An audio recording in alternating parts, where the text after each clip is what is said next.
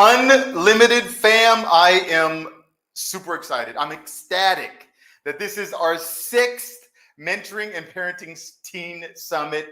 Every quarter for 6 quarters, we have been bringing you amazing speakers that are changing lives, that are giving different perspectives. And I'm just elated for this next set of speakers that are going to be giving you all their love, all of their caring, all of their knowledge today. It's going to be another amazing Mentoring and Parenting Teen Summit. Look, right now, if you haven't shared the summit on social media, or if you're watching on YouTube, please hit the share button. Don't leave us, just share, come right back, because we have some good, gracious, amazing stuff to share today. I want to give a special shout out to someone that messaged me this morning. Heidi messaged me this morning and she says, Sensei Dave, I can't wait to watch the summit today. I'm getting up at 5 a.m. Australia time. 5 a.m. I don't get up at 5 a.m. for nothing, but Heidi got up at 5 a.m. today just to watch us, just to watch these speakers give you all the love that they could possibly give you. Something else I want you to do is make sure that you put in the chat right this second, put in the chat where you are. Heidi's in Australia. Where are you? City, state, county, country, whatever. I'm in Greece. Amazing, right? So please put in the chat where you are. We want to know where you are. Also, keep in mind that we want to answer your questions. So as our speakers are speaking today, we want you to jot down some questions, put some questions in the chat. We're going to answer all the questions we possibly can today, okay? Because we are here 100% to give, not to receive, to give, give. I want to just share something really exciting with everyone. I joined Toastmasters about a year ago. Toastmasters is the largest public speaking organization in the world. And I joined Toastmasters and I found out that they have a public speaking competition. And I said, well, I'm a public speaker. Let me join the public speaking competition. And it was not as easy as I thought it would be. It was extremely challenging to condense a 1-hour speech or 50-minute speech that I'm used to getting on stage and giving to 7 minutes and make sure that it was impactful and changing lives and had a point. And I was able to do it. I actually won for 14 countries here in Europe, and I'm waiting to hear if I won for all of Europe, and that I'll be going to Nashville for the World Championship of Public Speaking, you guys. World Championship of Public Speaking. I'm super excited. I really hope that you're super excited for me. And what I wanted to do as an opener for today's summit is to give you this speech that I developed. And there's a lot of points that you can take from the speech. And I believe that it will truly impact you. So without further ado, I'm going to go on and give you my 7-minute speech that I've been winning and crushing for Toastmasters and hopefully for the world. Ladies and gentlemen, I would love for you to picture this. Is your past serving you, or is your past starving you? I want you to really think about this. And every time you walk into your bedroom, I'd like you to picture that phrase right above your headboard. And so when you walk in, you see, is my past serving me, or is my past starving me? You see, 12-year-old Dave was sitting underneath the bridge as it rained all around me. I cried uncontrollably. Raise your hand if you've ever cried so hard that you just couldn't breathe. You're gasping for air. It's like there's a tunnel and it's closing in on you.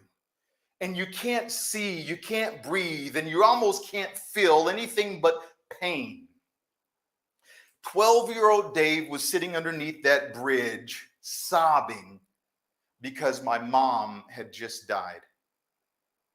And not only did she die, she left me alone. You see, I had no brothers, no sisters, no aunts, no uncles, no one to take care of me, except an abusive stepfather that she married about 2 years before.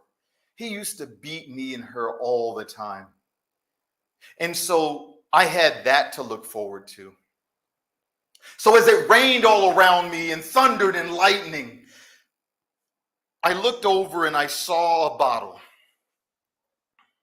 And I grabbed that bottle and I cracked the bottle open and I started cutting. I started cutting to try to end the pain. I started cutting because I couldn't see a future. I started cutting because I had no hope.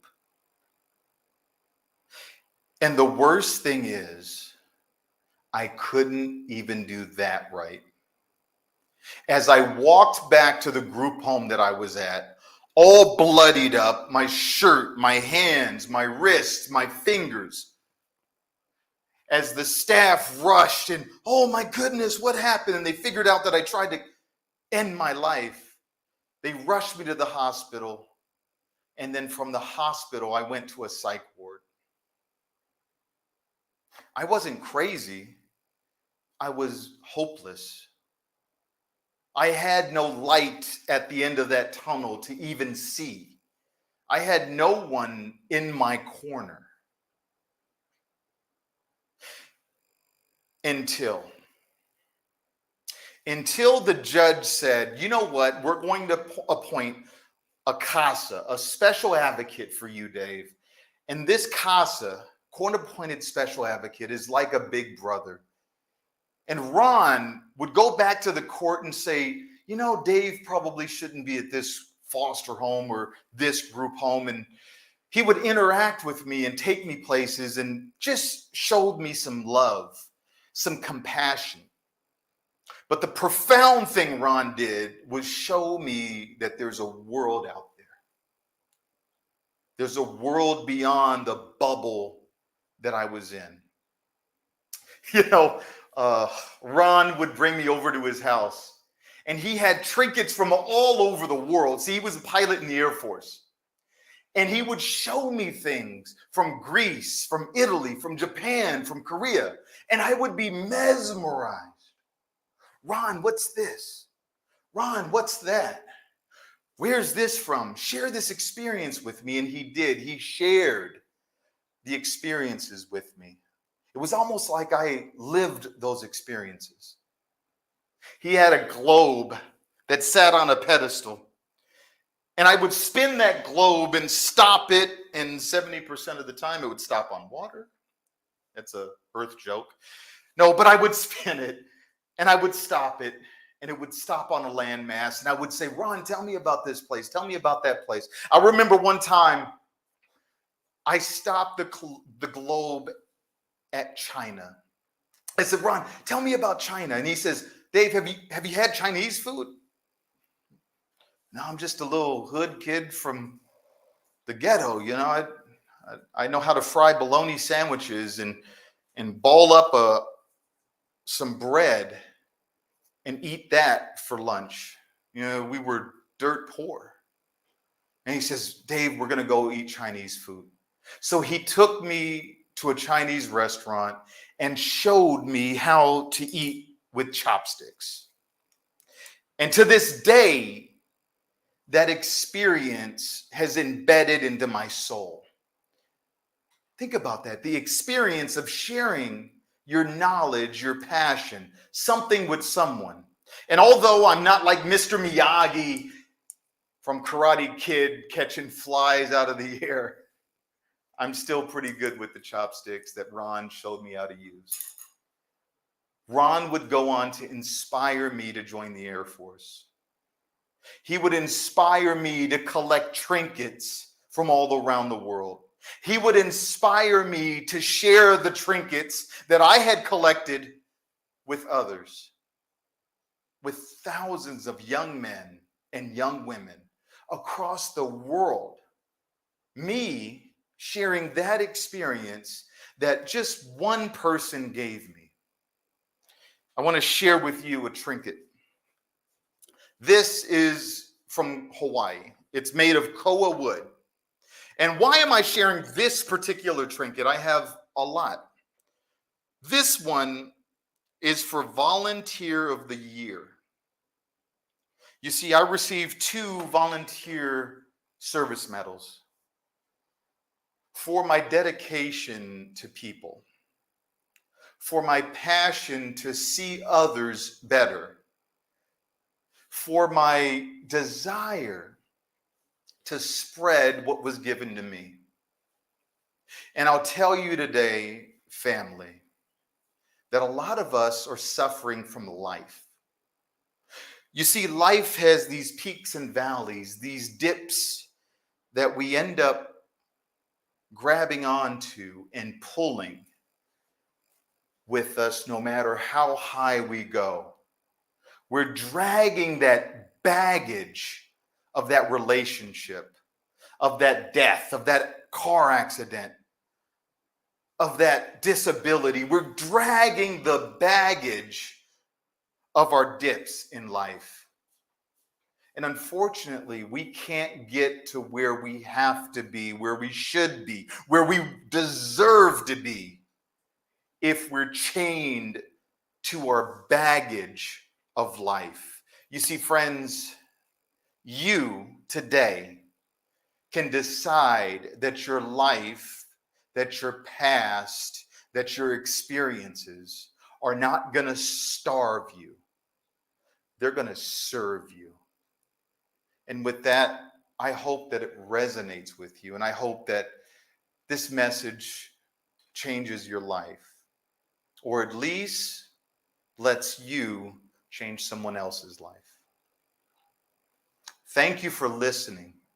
With that, I'm going to go on and turn you over to our amazing host, Coach Cordell. He's going to be bringing on all of our amazing speakers today. Then Coach is going to join us at the end for our roundtable discussion.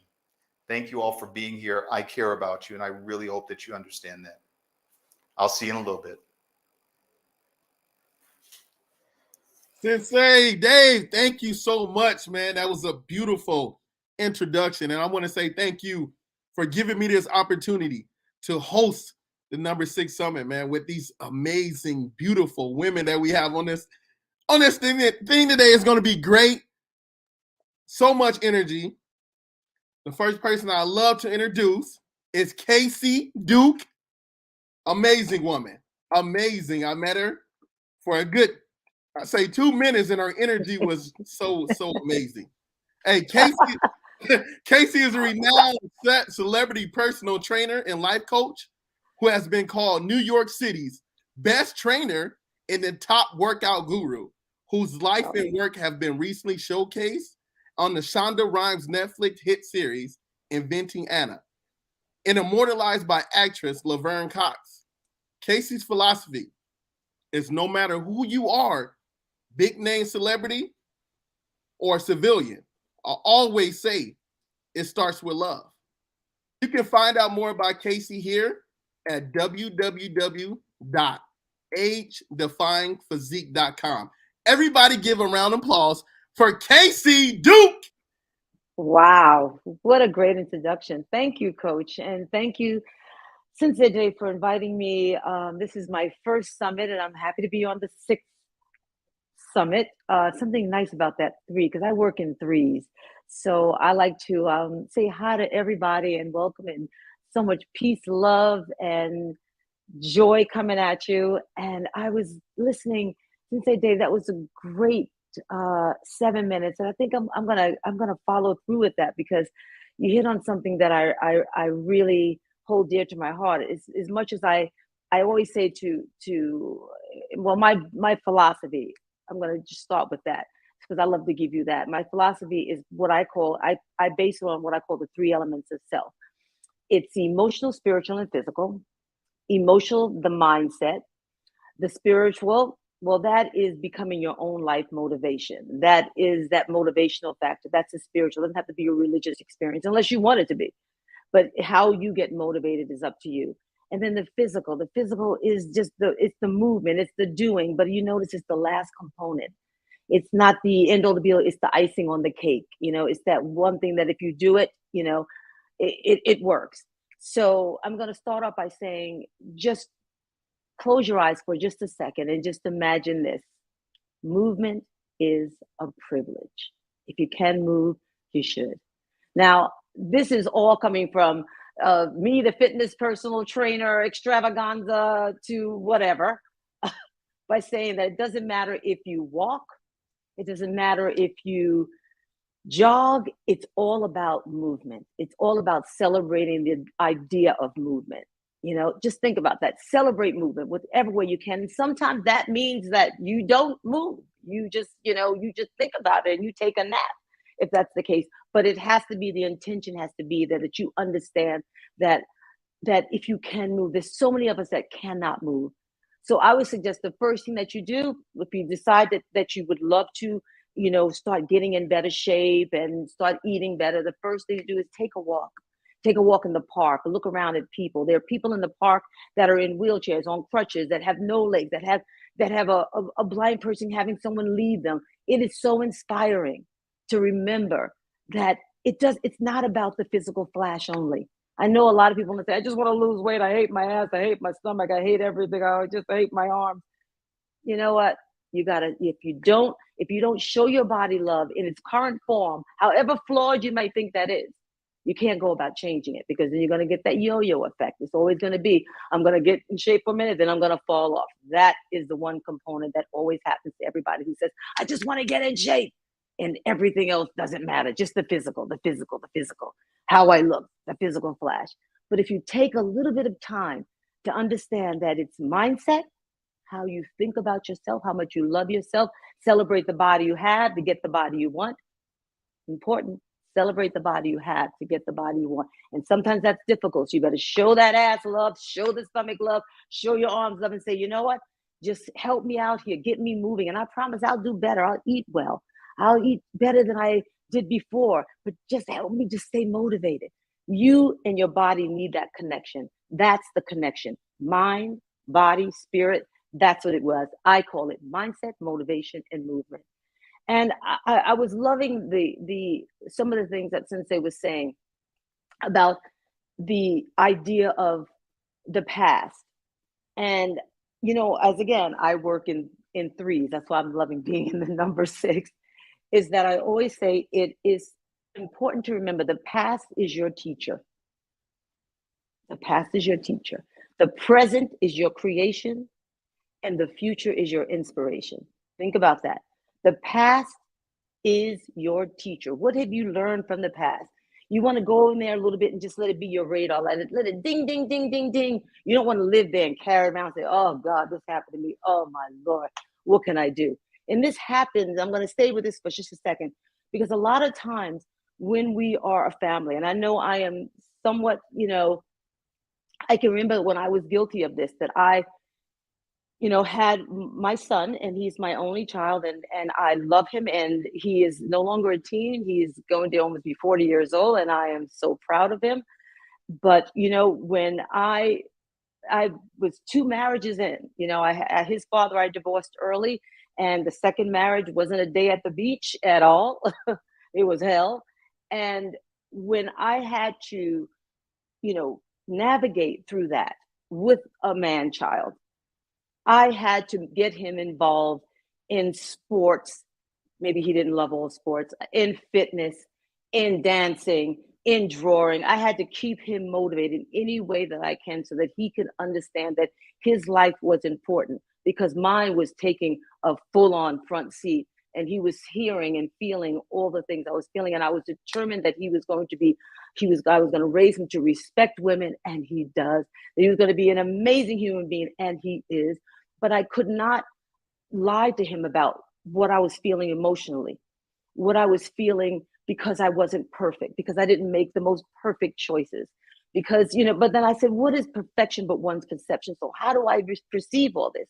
I perceived that I decided that I wasn't happy with his father, and it just didn't. It made me unhappy. So I made the choice of leaving, and that was my decision. And the next one wasn't a very good decision at all because he was a piece of you know what. But he is he was there for a reason. And even though he is no longer with us, God rest his soul, I did not kill him. I will always say that I have integrated him into being part of my posse. All the pain he caused me, that didn't stay. I had to find a way so that I would not ride this rhythm and that my son ride this rhythm. Just like ancestral, we do that sometimes. Whatever we felt, our parents felt, and we take it on and on and on. I had to cut that cord because I wanted my son to be healthy. I wanted him to celebrate life, make mistakes, do what he needed to do. This is part of life. It's living.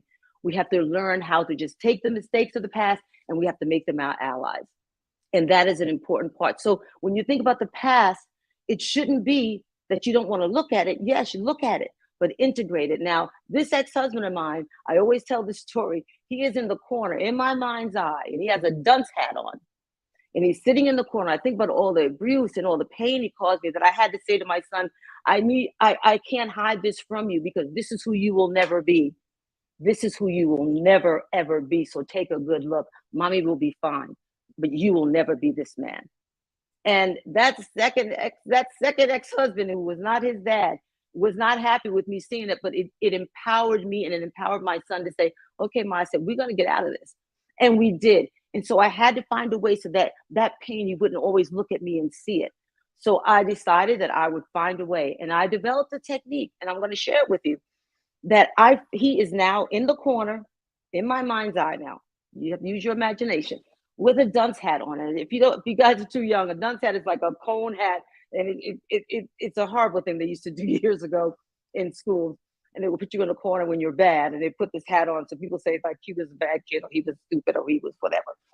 So my dead ex-husband is in that corner in my mind's eye, and he's facing a wall.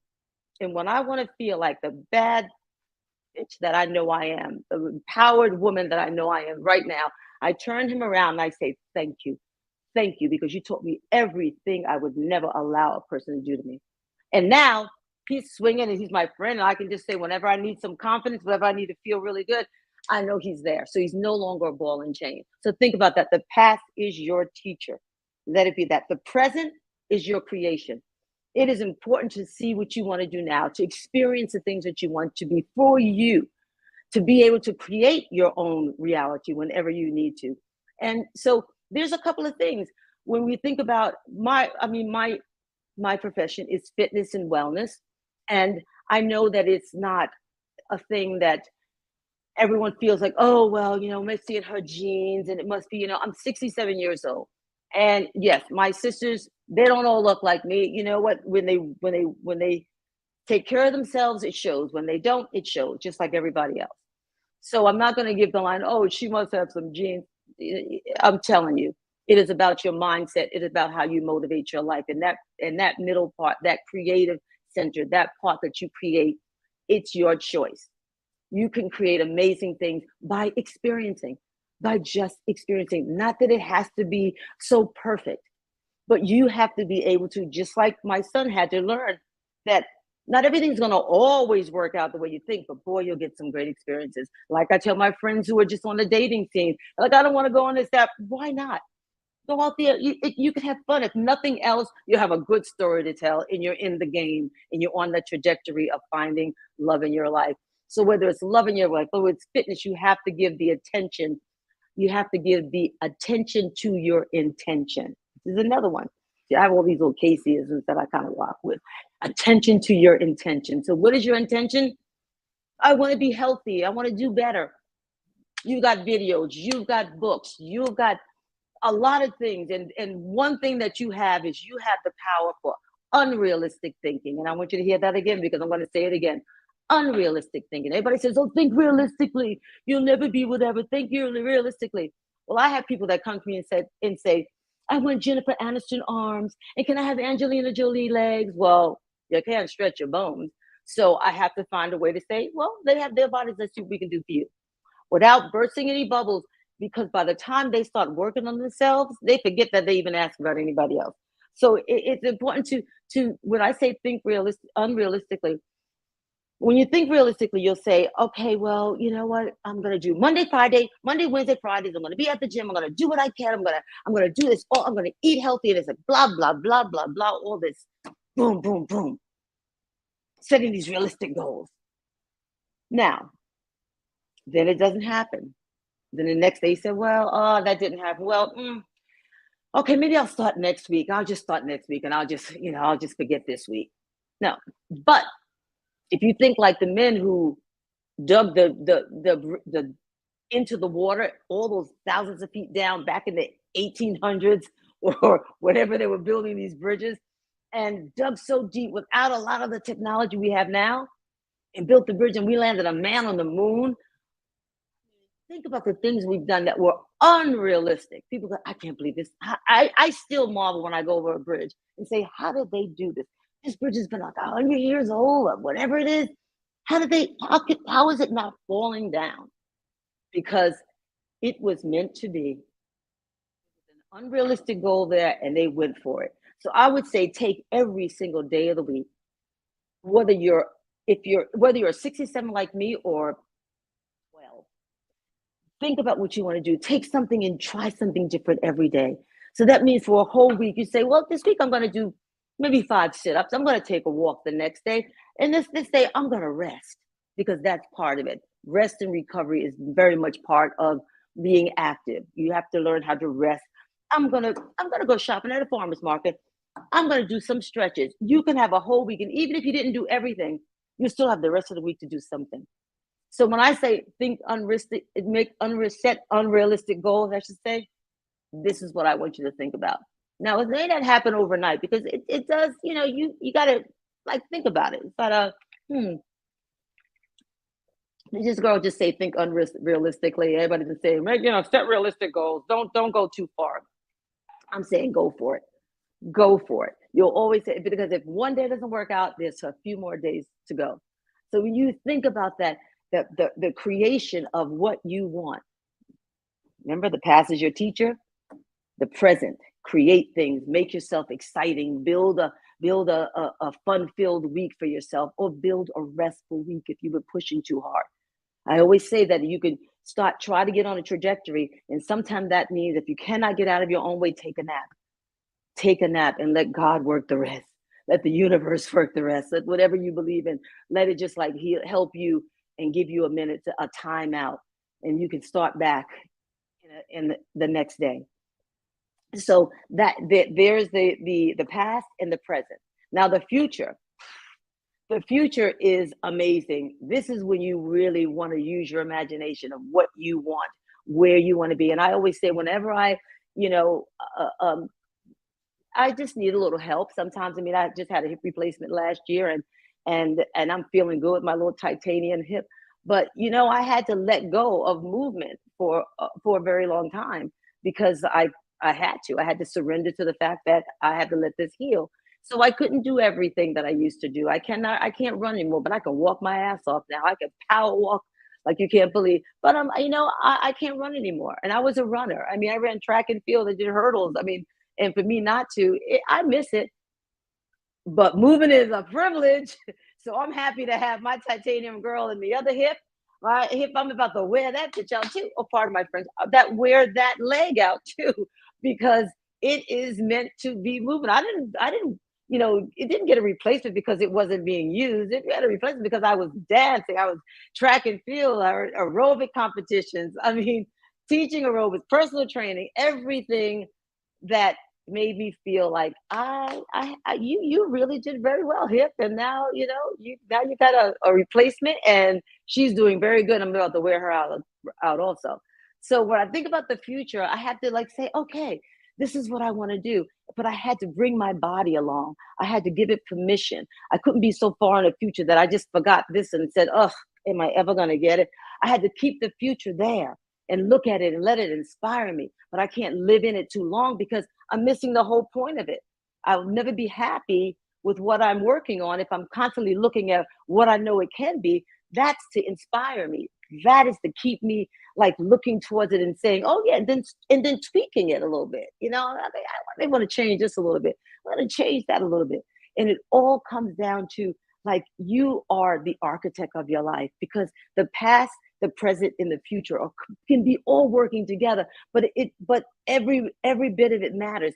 An intention to your intention from the past, the attention to your intention for the present, and your attention to the intention of what you want in the future. All those things are so important, and they're not as hard as you think, because this is all about doing it at your own time. You're competing with anyone.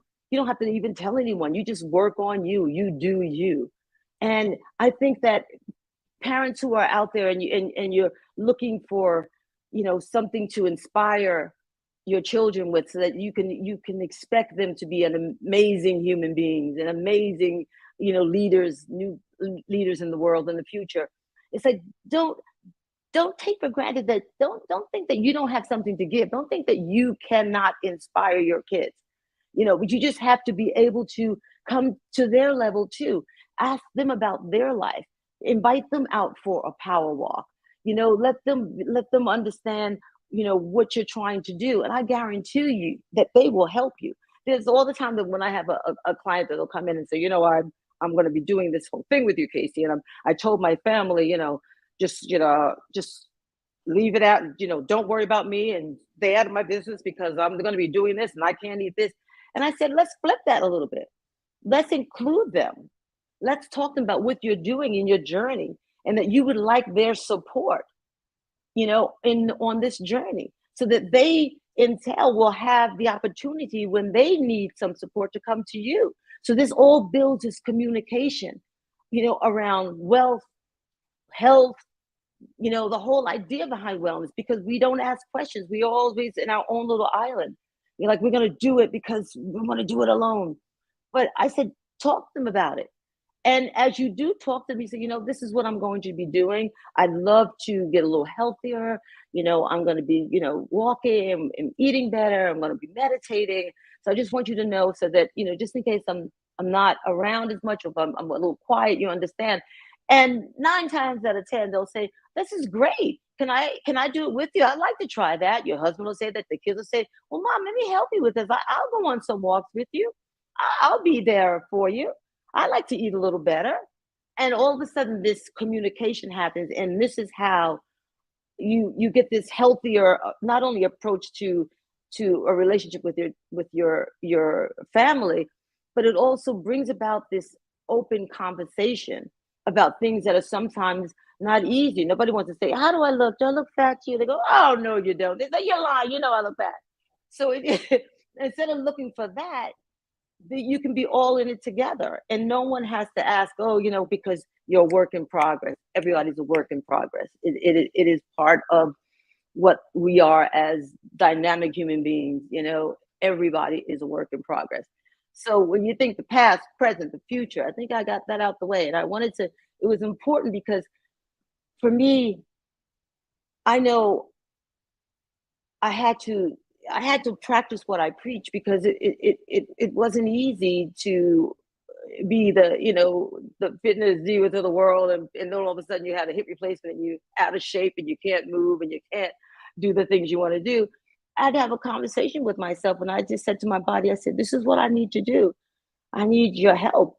I had to go into a quiet mind. I had to go into the the God within me and say, I need your help. I need to be motivated to work out, because there's that fear there, that I won't be able to look the way I used to look. Well, I got to tell you, every year I've done things to I've taken my body and I said, this year I want to do this. And this year I'm swimming. I never learned how to swim. So this year I'm swimming. Forgive me if I'm jumping around, but I think you're following me. So I had to talk to my body and say, this is what I want to do. And I promise you, I will feed you well. I will massage you. I will rest you. I will do all the things that I know to be attentive to you. But I need you to work with me, keep me motivated, give me great, fast results, work with me. And that communication that I have when I need you with my body, it's like a miracle. It's like magic. because all it is you focusing on you, talking to you, acknowledging you, loving you, being patient with you, acknowledging you. And, you know, that old saying is right. If you can't love yourself, you expect love from anyone else. If you can't love yourself, it's important to be loving and patient with yourself. And mommies and daddies out there, it's important for you to show that, so that your kids will understand to do the same. So it is, you know, they always say that what was his, I think this, what was his name? I wrote it down for you because I thought it was such a great topic. He says every kid is one caring adult away from being a success story. And that is the truth. Because when I think about my son and what he could have experienced with my second husband being so abusive, and I look at how he's a father of 2 children. He's amazing. He's an amazing husband. I look at all of that, but I had to be honest with him. I wasn't trying to be, you know, like hide anything from him, which is hard to do because there's a chance that he could have gone the other way. This is what I chose. So when I think about how I had to talk to my body and become this friend with my body, and how you have to talk to your body and encourage your children to want better, to want, you know, even if they have a gorgeous body, to be healthier, to the idea of wellness. And when it comes to nutrition, I have to tell you what I used to do with my son. And I've done this even now. Sometimes I'll mess with him because I love to cook and he loves to cook. And what I used to do with him as a child, he would say, "Mommy, I want to go and I want to have McDonald's with this one, and I want to go here and have a burger." And I was like, "Okay, you can do that." I said, "But my burgers and French fries are much better." And I'm just saying. He said, "Well, no, but McDonald's is really, you get a toy and everything." Well, you got a whole room full of toys, but I mean, when I cook.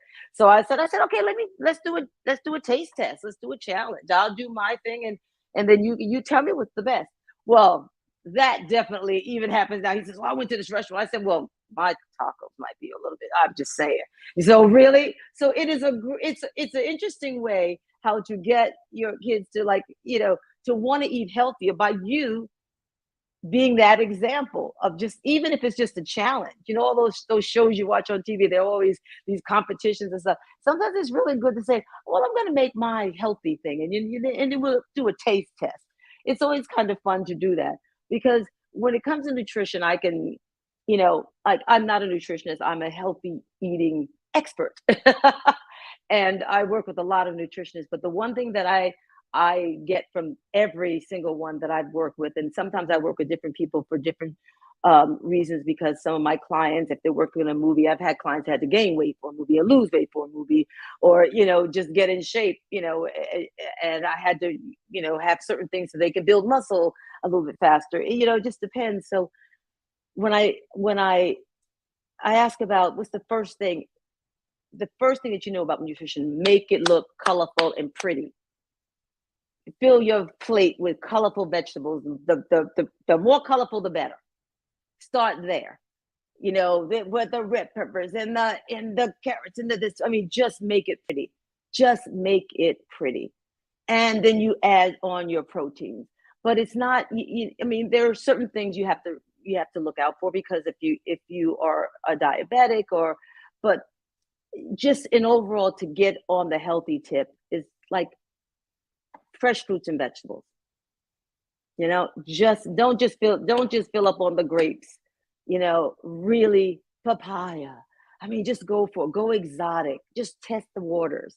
You know, just get excited about the new adventure in eating. Because I can sit there and say, "Oh, you know, eat greens, eat salads with this," whatever. If you want it to be healthy, make it look pretty. Make some avocado. There's a great thing called microgreens that I think I love, because sometimes I get tired of chewing on like a lot of greens. I like the microgreens, are really cute. Microgreens, think about it. They sell them. And my new favorite thing to snack on, no judgment, is sugar snap peas. And they are so good and crunchy. And I put it with lemon and a little sea salt, and that's like my thing. And don't knock it till you try it. It is, all my clients are like, "I love this. I'm going through like 3 bags a day." They're very low in calories. They're great fiber. They're a touch of protein, which is very unusual for a vegetable. So I say, there's my nutritional tip right there. Go for that. And the microgreens, they're really great. With a little avocado, little tomato, like whatever. But I don't want to take too long, but I want to say this is that when my son was small, I got involved in as many movement things I can with him. You know, I helped, create this little team that we used to call Fit Kid America.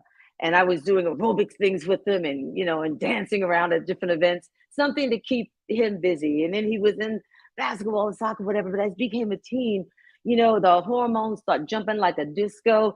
And they have a way of just like they want to do everything else. But you know what? Take a walk, go for a run, get your body all great, eat well so the acne won't like have a tug or love fest on your face. So there are ways of talking, but just keep them interested in being healthy and well, and that everybody has their downside, their downtime. Everybody goes to that. It's like it's okay to go off the road. You just don't want to build a house there. And it's okay to just be sometimes. And sometimes you need whatever the padding is that you have on you. Sometimes you just need it for the journey, and then you'll know when to say, okay, I've had enough. But don't be too hard on yourselves, especially during these trying times. We have been through some stuff. So be kind and gentle with yourself and understand that we don't even realize how stressed we are. We don't even realize the residue of the pandemic and coming out of it and getting back to the world and boosters and vaccines and all kinds of things. It just makes you like this. So you got to try to just do what you can. And if anything that came out of this pandemic is that we need to be well. We need to do healthy things for ourselves because we were sitting around and we couldn't do anything. We couldn't hardly go outside and take a walk. We were so afraid we didn't know what was going on. So now that things are clearing up, try to do what you can do. I'm not here to preach you to say that, it's simple. The amount of food that you take in, the amount you burn, giving you your body weight. I mean, it's as simple as that, unless you have a thyroid condition or something. The amount that you exercise, I know a lot of very unhealthy, thin people. And I know a lot of very healthy, large-sized people. So you can't put a pin on that. It depends on you. The healthier your approach, even if it's baby steps, you're doing something. It's just like exercising and losing weight. If you keep it up, you're gonna see a change. There's no way that you're not going to see a change. You're going to get healthy. You're going to work the most important muscle, your heart. You're going to do it. So instead, think of some, think unrealistically for a while. Make your fitness an adventure. Take a walk, go hiking. Take a class. I told you I just started learning how to swim, and I'm starting a little Pilates. Because of my hip, I figured that would be kind of nice. And I am from the fitness and dance world early on, and I'm amazed that the universe gave me the opportunity to just mesh these two things together. Casey, the early years was dance, in school, dance class, and dance class after school, and track and field during school, and then these two things that I thought I wanted the dance world, it wasn't for me, and track and field, what?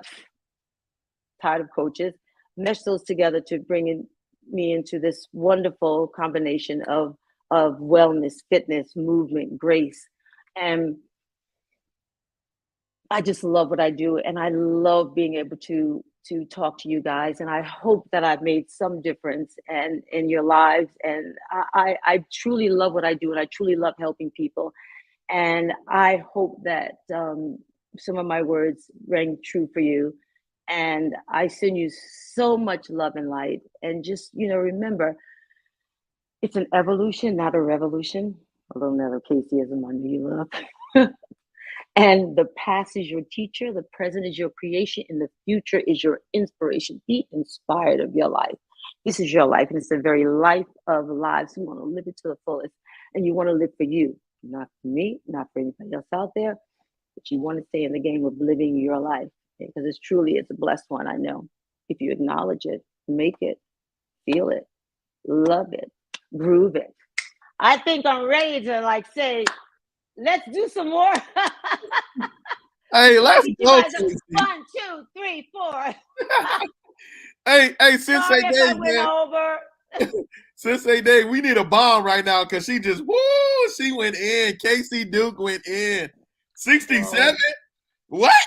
You up there glowing like that? Hey, let's go. Oh, go on with you. Go on with you. It's the mindset, it's the movement. Hey, I have to write that down. Your past. Mindset, motivation, movement. Let's go. Let's go. I Great. am, I can, I do. That's my motto. I am, I can, I do. And you're doing it, Coach. You are doing it. Thank you so much. Hey, the past is your teacher, the present is your creation, and your future is your inspiration. I love that. I love it. Thank you.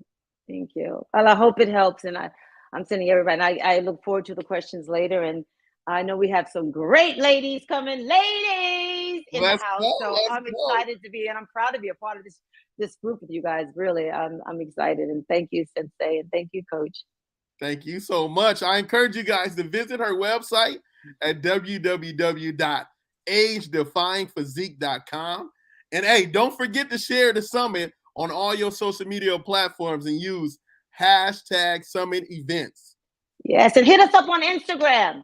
Definitely. Instagram. If you forget the site, at Casey Duke, KACY. Don't get it wrong with that wrong spelling. I just want to smack somebody when they do. It's not Dukes, it's Duke. It's no Duke, no S, just Duke. Now, our next speaker, amazing lady, great energy, so fun. I can't wait till she get on. Dr. Sherry Raftery, okay, earned her doctorate in education and leadership in higher education, May 2022, from Endicott College. Dr. Sherry's dissertation, Foster Youth Mentorship Programs in Higher Education, will be published this year. You can find out about more Dr. Raftery at www.sherry.raftery.blogspot.com. Everybody, welcome Dr. Sherry Raftery. Let's go. Thank you, Coach. And thank you, Dave, Sensei Dave, for having me and allowing me to share my dissertation. I just graduated May 21st from Endicott College here in Beverly, Massachusetts. I'm going to share two pages of my dissertation, and then I'll come up with the PowerPoint. Foster youth mentorship programs in higher education. All students deserve welcoming, positive, and equal opportunities within the academic setting, which is especially true for non-traditional foster youth. Foster youth require guidance, assistance, and support as they transition to adulthood. The results of this dissertation suggest that foster youth should be given adult mentors who are first trained and well-versed in order to meet their needs and assist these foster youth development as they adapt to navigating the campus, educational community, and curriculum. I myself am living proof, but the providing proper mentorship, it will lead to success and increase access, matriculation, and graduation for foster youth scholars. Although there are numerous and extraordinary challenges and issues that foster youth face, even prior to entering higher education institutions.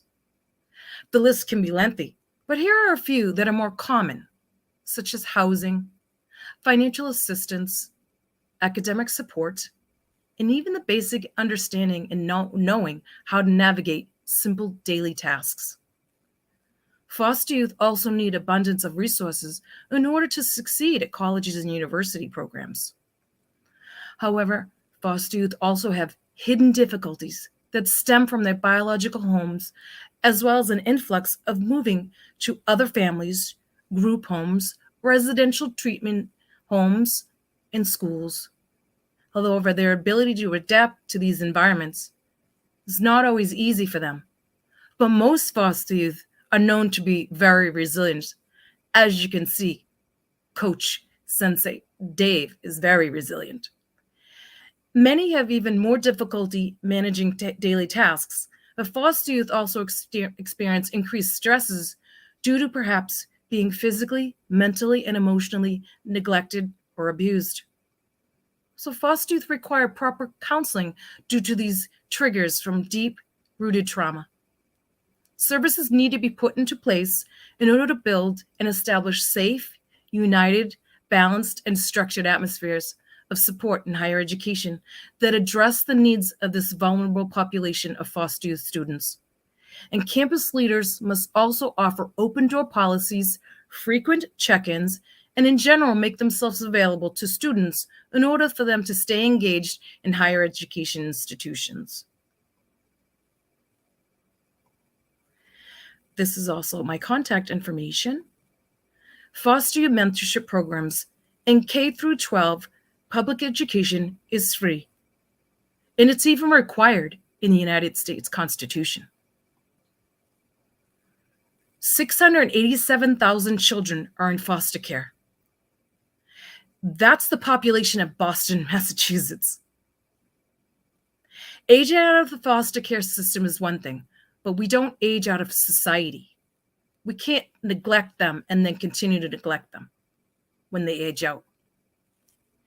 In Massachusetts, the foster care, the curriculum, education curriculum, varies in different districts.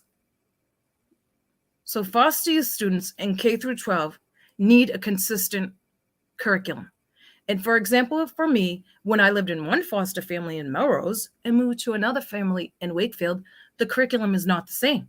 So clearly, I'm losing educational curriculum. This is an example of my fragmented education history. I attended 15 different K through 12 schools. That included 3 different high schools, 4 different middle schools, and 5 different 5th grades. Most students are usually go through K through 5, and then perhaps you'll go to a middle school and then go to high school, which gives you consistency. And you're usually with the same set of students as you go up the ladder. I actually stayed back in 5th grade. And I don't believe in students staying back because I, for one, did not receive any extra help. In fact, I was just older than my peers each year. So here's an example of 5 different 5th grades, which means I'm in 5 different school districts, which further means that the educational transitions prevent foster youth students from receiving a solid education K through 12 background, which also prevents us from being prepared to actually even go to college. Sorry. I just lost my slide deck. Okay, so I want to share with you some statistics for foster youth. Early teen pregnancies, homelessness, joblessness, addictions, mental illness, physical disabilities, and learning challenges. In addition to those, here's some more statistics. Foster youth can lose 6 to 9 months of school in K through 12 during even in one academic year. Only 50% will graduate with a high school diploma or a GED, which means the other 50% will drop out of high school altogether. And although 75% of foster youth want to go to college, only 3% will actually go. But of that 3%, only 1% will graduate. Foster youth statistics, 80 to 85% of current or former foster youth are incarcerated. Foster youth need help from trained mentors in order to succeed in K through 12 that will help them to prepare to advance to a higher education institution, or in fact, they can even go to trades and vocational schools. Again, my hope is that we have more trained mentors to help foster youth so that they can get promoted, graduate high school, and attend higher education or trades and vocational schools.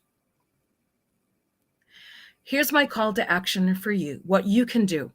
And Sensei Dave mentioned this earlier.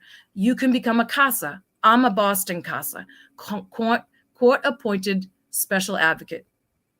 You can volunteer in your local state or your local area. As I said, I'm living proof. I'm less than 1%, graduating with my doctorate. And when I walked across the meticulous Endicott College in Beverly, Massachusetts, crying because I'm proud I'm less than 1%, I'm also crying because I'm saying, where are the other 99% of us? And my hope is that we can change the statistics so that less students, less foster youth go and become incarcerated, and more can go into higher education. As Sensei Dave said, that he's in Toastmasters. I'm in Toastmasters in District 31, which is Eastern Massachusetts and Rhode Island.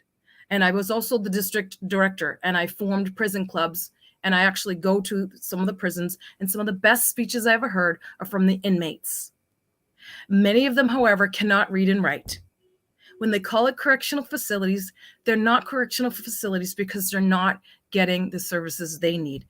When they come out, they'll probably reoffend because they can't read or write. We can do better. Mentorship programs in higher education. Let's change those statistics of foster youth. Back to you, Wow. Coach. Wow, Sherry, your story is amazing. Thank you. Like, I was so happy that you was that 1% to walk the stage, but now you want to go back. How about the rest of us? The rest, amazing. Thank you. I look at you like you can't never judge a book by its cover. Never judge a book by its cover. Amazing story. Thank you for coming on here today and just giving the voice that we need. And you definitely have it. And you just encouraged me to step out more to be that Yay. So you definitely did your part. I'm so happy that I got to meet you. Thank you. Education changes lives. Yes. It really does change lives. People do too.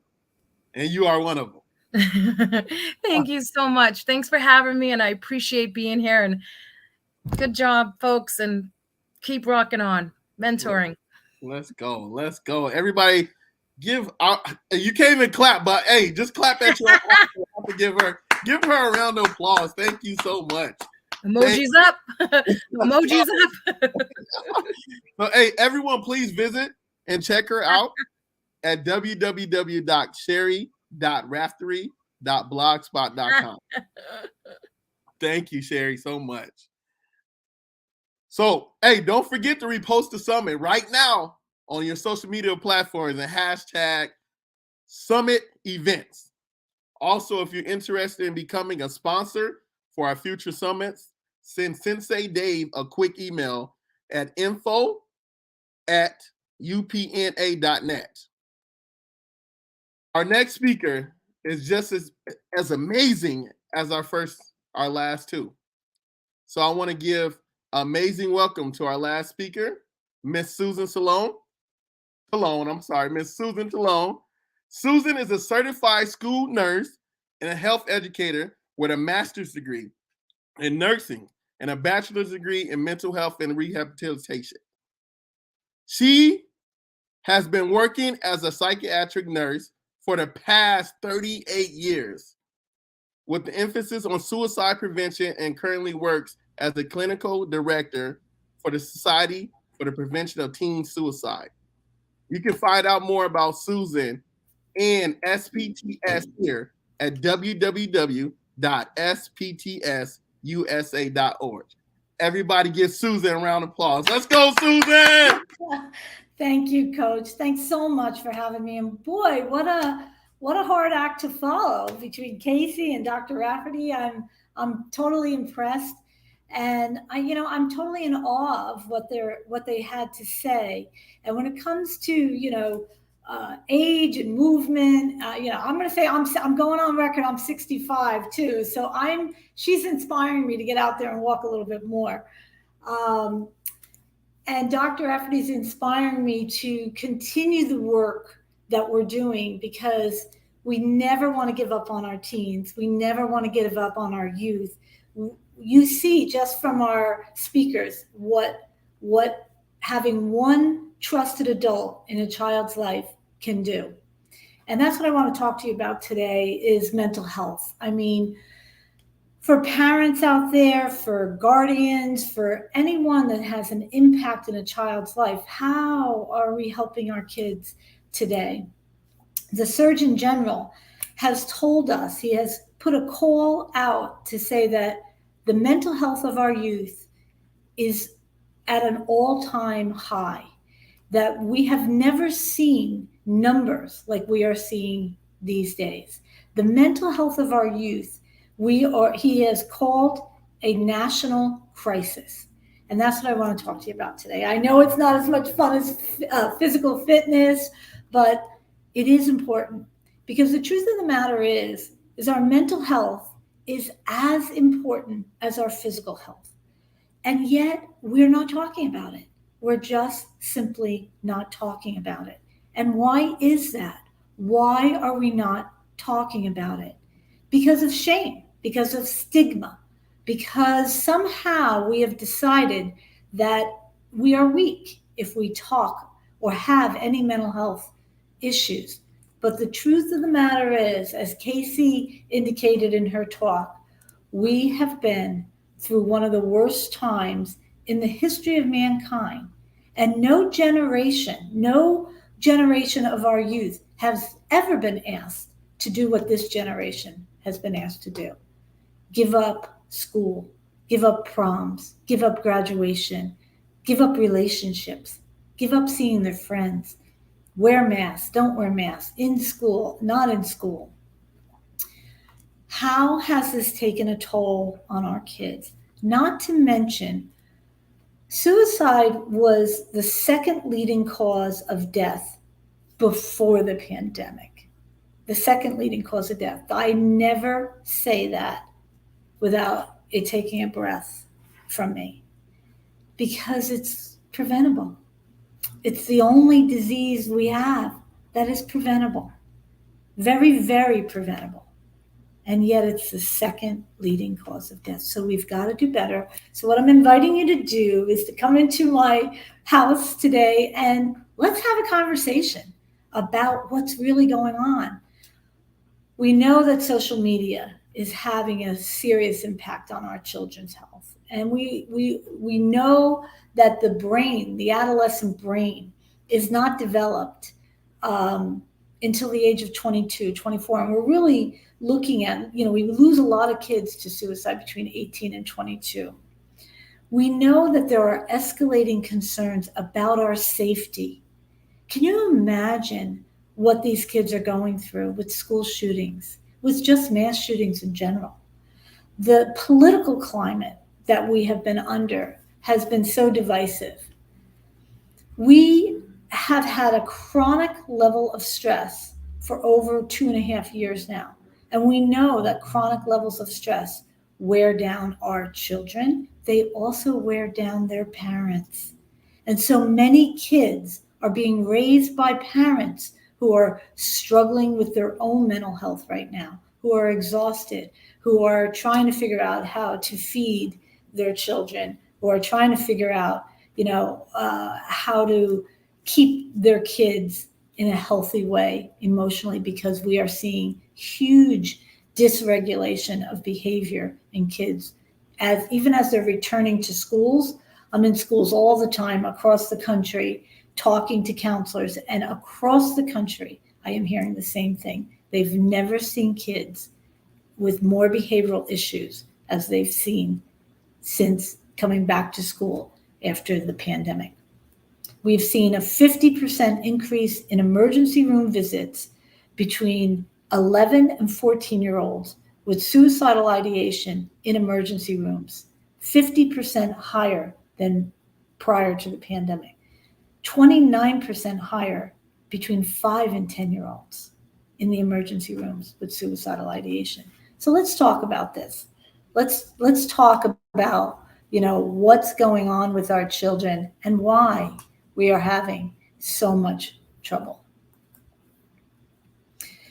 The first thing I want to talk about is that, it's a big myth that if we do talk about suicide, that maybe we're going to plant the idea in our child's mind.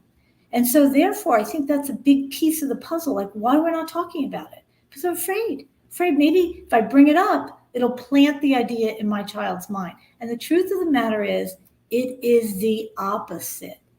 If a child is walking around feeling hopeless, helpless, like a loser, like I don't matter to anyone, and they're thinking about dying, if someone asks them, has life gotten so hard for you that you're actually thinking about taking your own life?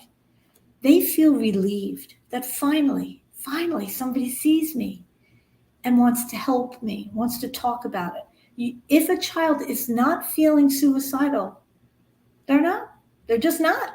And so you can talk about it. We need to talk about it. And once we start talking about it, we can start to do something about it. So it's a myth. And sometimes people will say things to me like, don't you think it's just a way of getting attention? And I always say, well, if a child is talking about suicide, that's not a normal part of child adolescence, talking about dying, talking about wanting to die. If a child is talking about wanting to die, and you think it's just for attention, well, then my question is, who's going to give them attention? Because that's maladaptive. They're obviously looking for attention. So let's give it to them. I also hear people say things to me like, isn't suicide part of normal adolescent drama? I mean, kids are dramatic, right? Isn't that kind of normal? No, the answer is no. Talking about suicide is not part of normal adolescence. If somebody is talking about suicide, we must pay attention. We must pay attention. And there is drama in adolescence. I mean, anybody that, I've raised kids, I have grandchildren. Anyone who has seen an adolescent knows there's drama. But how do you tell the difference between normal adolescent drama and when to get concerned? And I think this is a really big piece of it. Everybody's entitled to a couple bad days, even a bad week. But if you're seeing a child hanging in there with sadness for over 2 weeks, that's got to raise a red flag for you. You've got to be able to say, what's going on with this child? And you've got to be able to have those questions and ask, are you okay? And give them what you're noticing. I notice you're not laughing like you used to. I notice you're isolating in your room. I notice you're really, you don't even look at me when you walk in the house anymore. Give them what you notice, because kids do not have what we call an observable ego. They are not able to see themselves. So you have to point out what you're seeing. You don't seem like you've had a loss in your exercise. You don't seem to enjoy your sports like you used to. You don't seem to laugh like you used to. You're changing your friends. You're staying in your room more. Give them what you're noticing, so that you can absolutely help them see themselves. Because what happens with kids is that they sink into what I call the apex of depression. They come down here. They don't even realize they're sinking. And we as adults can help them recognize that before they get down here and help them get up here to healthier thinking. Okay. A lot of people say to me, don't most suicides happen without warning? I mean, there weren't any warning signs. And the truth of the matter is most suicides do have warning signs. We just don't know what we're looking at. We don't know what we're looking at. We didn't realize the signs were there until hindsight. And sometimes that's the most painful part about suicide, is when a family has to look back and say, my goodness, there were signs. I just didn't see them as signs. Okay. So one of the things that I really think has to happen, we are seeing an increase across the country in certain high-risk groups. We have our LGBTQ plus communities. We're seeing a very big rise in suicides in this community. Children of color, We're seeing a rise in suicides of children with color. We're seeing a rise with bullying, kids that are being bullied.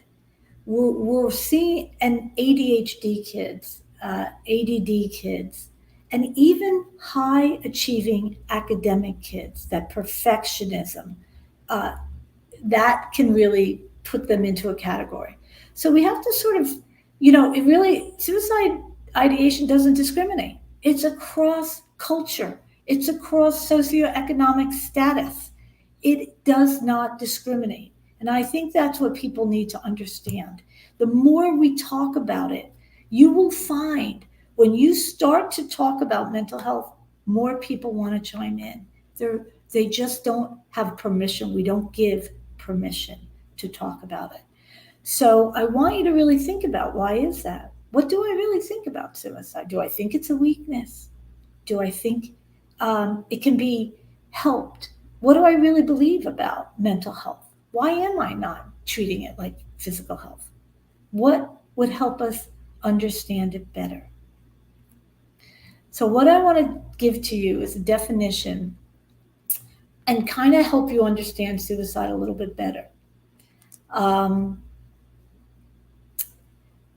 When you say to someone, I want to help someone, but they want to die, most people say, well, I can't, I don't know how to help with that. I do not know how to help with that.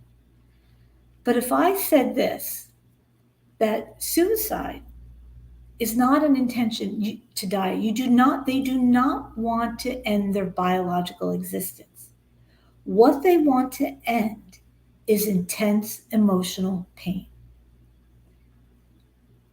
And they don't have the problem-solving skills because of their youth to do that, because of their brain is underdeveloped, because their life experience is not there. They don't have what it takes to solve the problem. So it's not an intention to die.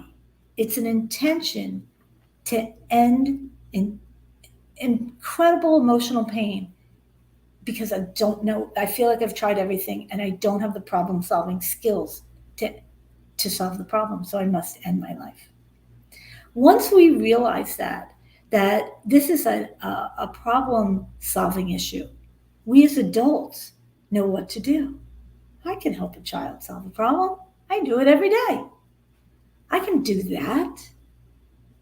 And that's what it is listening to the problem of that child without advice, without judgment, truly listening. Tell me more. Tell me more. 3 words. And once that child opens up to you and tells you more, you take another deep breath and say, that's really hard to hear, but I'm so glad you told me, because now that I know, you and we, another little word, an adjoining word, we can do something about it. So when you think about what is suicide, it is a sense of being alone without hope, right?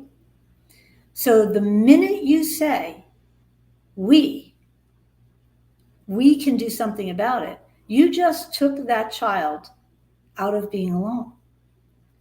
And the minute you say, I know you don't have hope, but I have hope. I think we can do this together. You lent your hope to that child. And now that child is no longer hopeless and they're no longer alone. 3 words. Tell me more. And we. That's 4 words.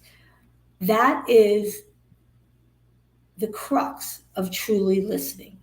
And we have talked to kids across the country, and what they tell us in their trusted adult, one of the most protective factors a child has is one single caring adult. That is the single most protective factor any child has for suicide prevention.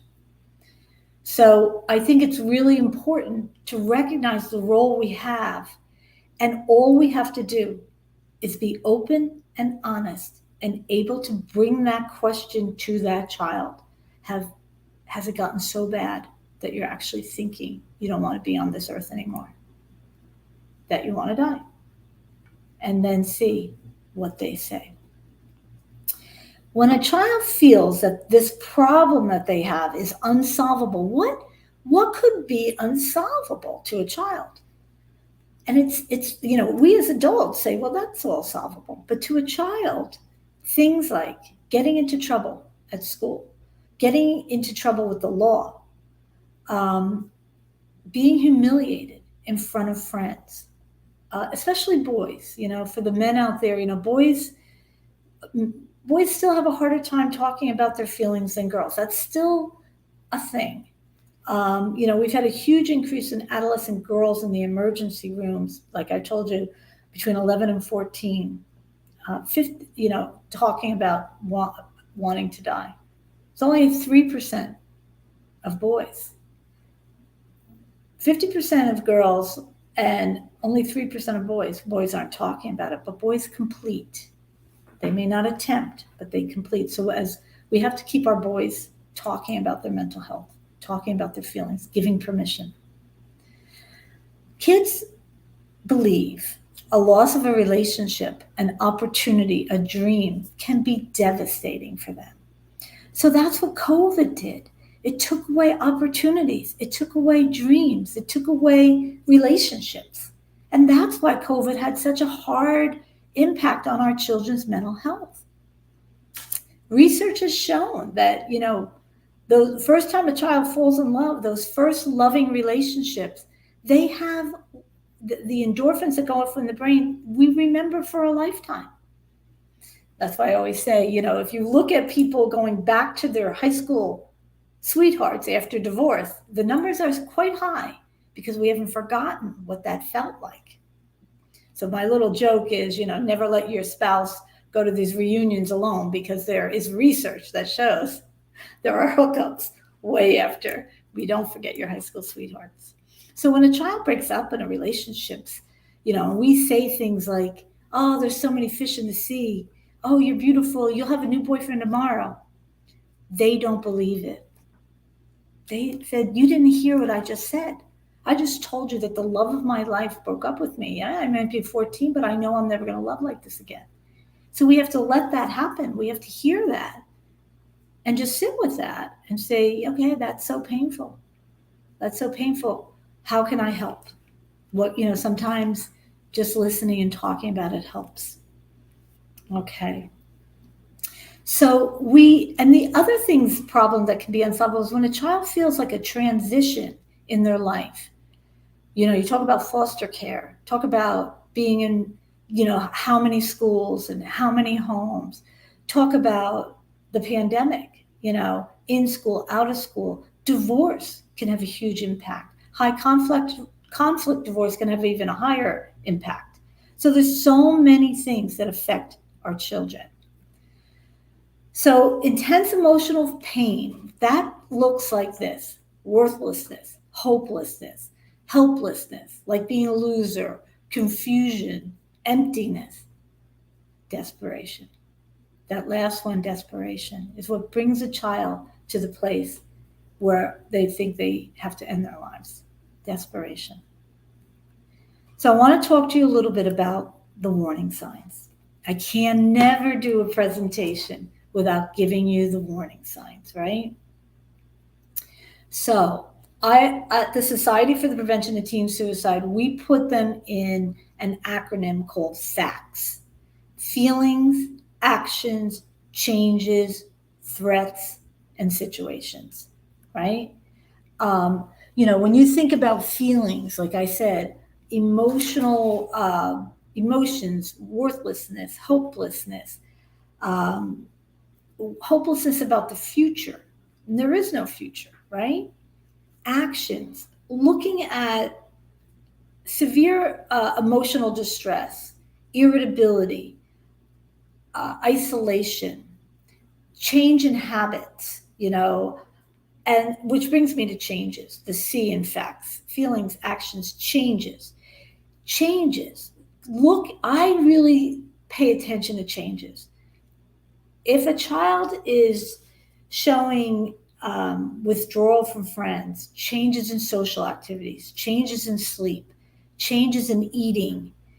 We always think people lose their appetite when they're depressed. Many, many people calm and soothe their emotions with food. And so you may see a weight gain. And you can even see an increase in mood. Once a child has made a decision to die, sometimes they feel relieved, they actually feel happy. And so you may actually see a mood go up. So you're always looking at changes and you're asking about it. Dyeing your hair purple, dyeing, what's with the purple hair? I used to be a school nurse in high school, and I'd say, what's with the purple? I would ask.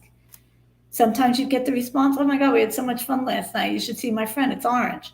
Or you'd say, don't worry about it. Doesn't matter. And they keep on walking. Well, I am going to worry about it. I'm going to keep my eye on you. I'm going to ask. I'm going to follow up. So threats is the T in facts, feelings, actions, changes, talk, or threats.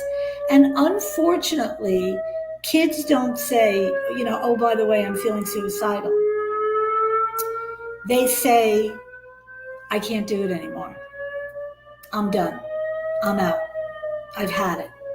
They say things like that. So when you start hearing things like that, which we say too, you got to ask. You got to ask. What do you mean by that? How bad is it? What are you thinking? What's going on? And those situations, those stressful situations involving loss, humiliation, getting into trouble, failing grades, friends that they've lost to suicide, can be a huge impact on our kids. We've got to talk to them about their feelings. We've got to let them know we're there for them. And then we have to follow up. If a child has opened up to us, we have to remember that. And in a few days say, you know what, thank you so much.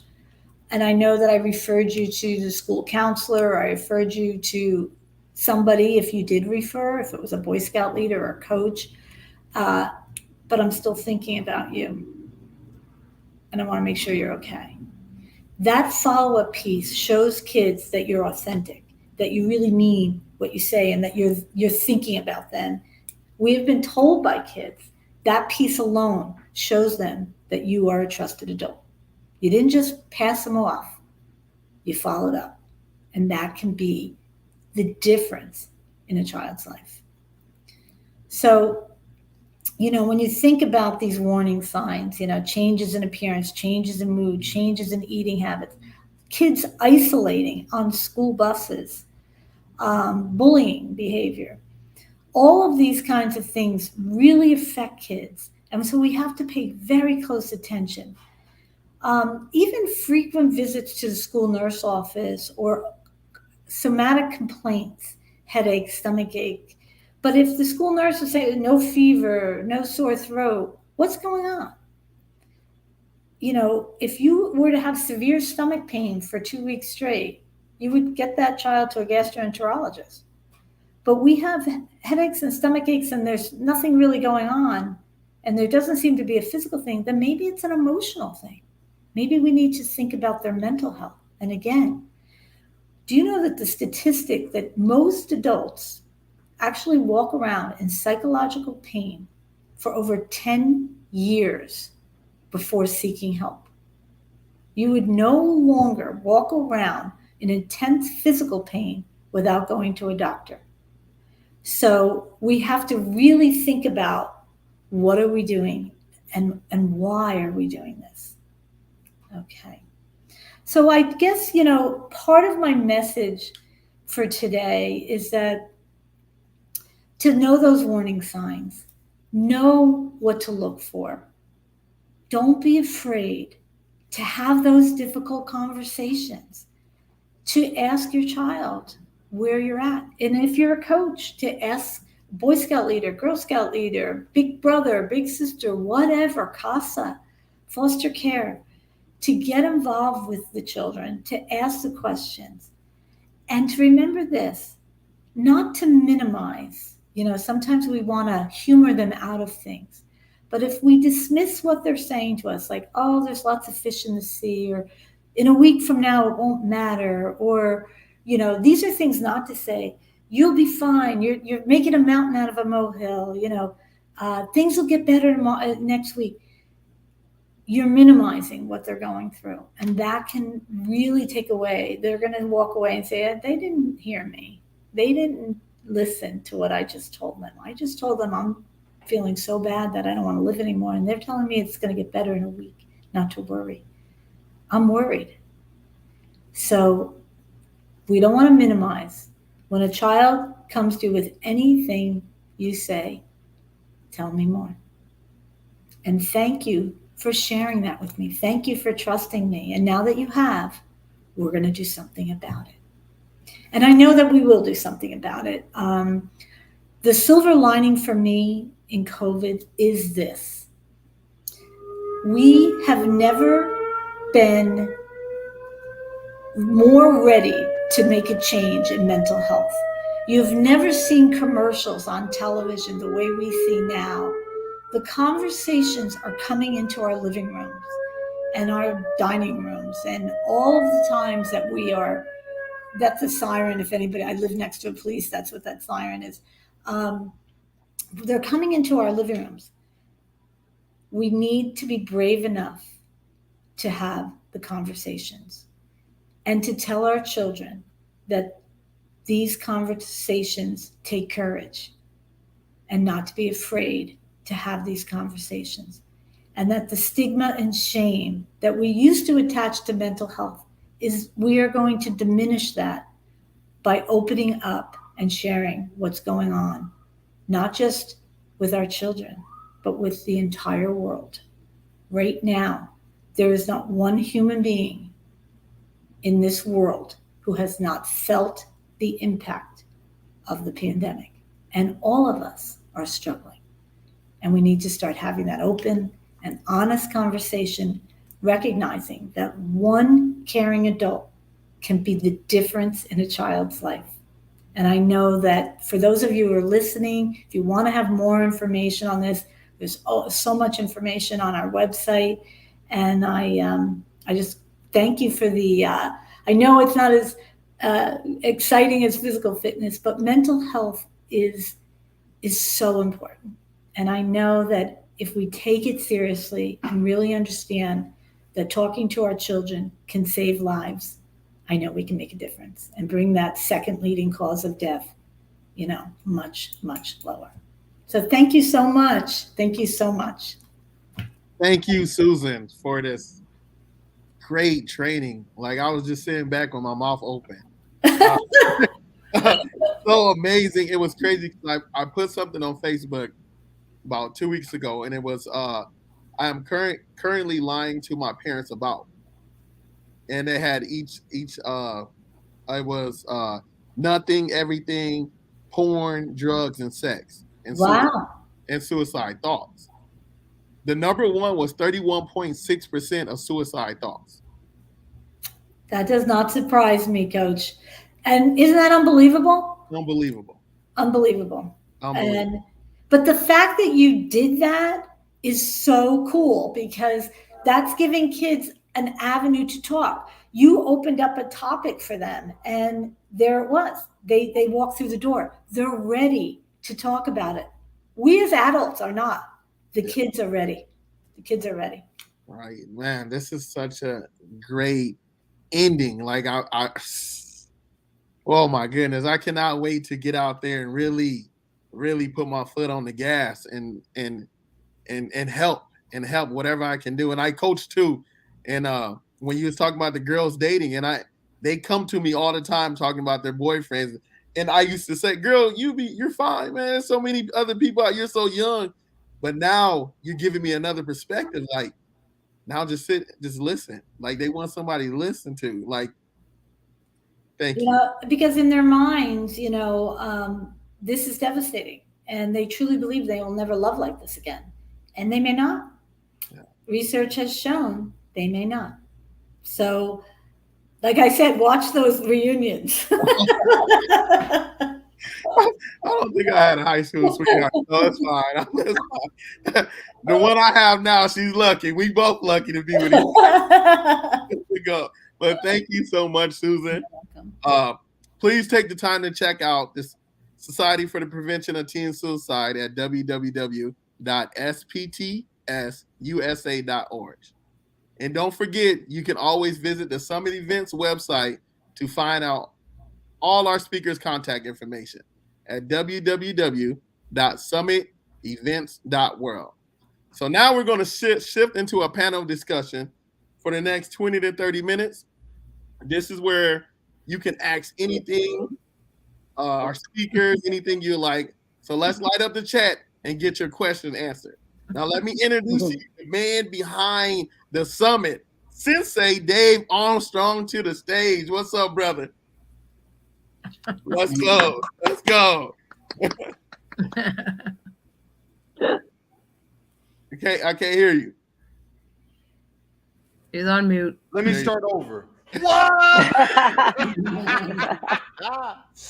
Oh my goodness, ladies, you've blessed a lot of people today in a lot of different ways. You've brought it and you've given a lot of knowledge and you've blessed a lot of people's lives today. I'm 100% sure of that. No joke, sure of it.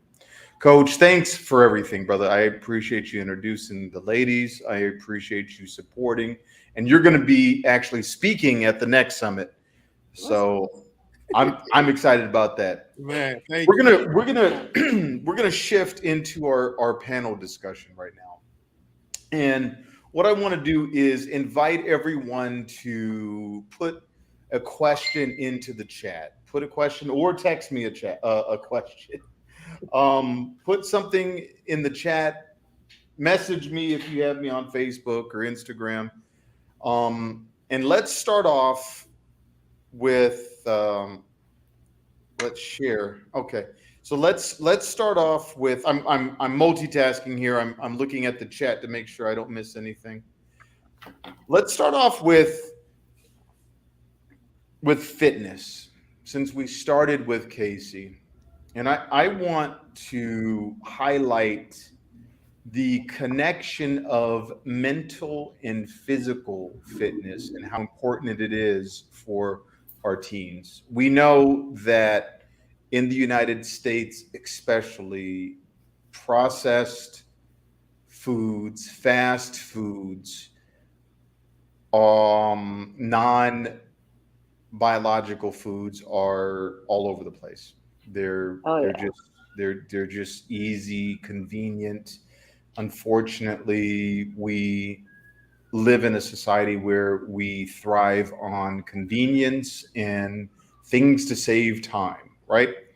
So my question is, how do we combat that in the United States? How can we ensure that our youth are eating healthy foods as well as staying physically and mentally fit? What do you think, Casey? Well, I think in all fairness, I think a lot of the fast food places are trying to put out a healthier menu. I do notice that, and the salad bars and that type of thing. But I also think that there are not, especially in the low income and inner city, there's not enough affordable fresh food market. I always think that if anything, that farmers markets should really get a like some kind of a government stipend or something to be able to go into these areas to bring fresh fruits and vegetables, because it is about educating and having access. So I can't necessarily, I can't just blame it on the fast food, because they are trying to bring about healthier meals. And I think that sometimes, it's sometimes expensive, to get the best and the fresh, especially when you're on a fixed income, especially when you are feeding a lot of children. And because we're not educated on how we can do it, even if it's frozen vegetables is better than junk food, even if we can't get the fresh stuff. But there are, I think we need more just people just giving recipes. We need the community to have sometimes a great, fresh food market fair and be educated, not just put the stands up there, but educate them about the importance of it, and that it does take just a colorful plate of different vegetables. And if you do that most of the time, I mean, you are what you eat and what you do 365 days of the year, not once in a while. I mean, come on, let's be honest. We all have a love fest with a box of Oreos every now and then. I mean, or Haagen-Dazs. It happens, but it's the idea of it is that it's okay once in a while. So you don't want to just like, oh, never do it. And I'm not a health nut. I'm not, I'm not vegetarian. I love a little bit of everything, but I do, I do pull back from certain things. And I think that you can say, try to eat a little bit more, chicken or fish instead of so much beef, or, we don't have a lot of education on that. And we just have great commercials for Whole Food on television and great things. We have better dog food commercials that look like you can really eat it than we have for our communities. When you think about it, I was like, this dog food looks like something I want. And, and I think that we do treat our dogs. I mean, I know my dog Zeus is like, he's a prince or something. But I think that education is important. And I think when it comes down to the mindset of it, I think that a lot of times we're not focusing on, everybody is either starving themselves because of that they think in their head, they feel their mindset is like, the first thing when I think about mindset, I think about the emotional. Emotion is what I tend to be. Mindset, is the emotional part of emotional, spiritual, and physical. That emotion, we always tend to say, oh, I hate this about myself. Oh, I hate that. I could ask anyone. I say, tell me something that you love about yourself. It's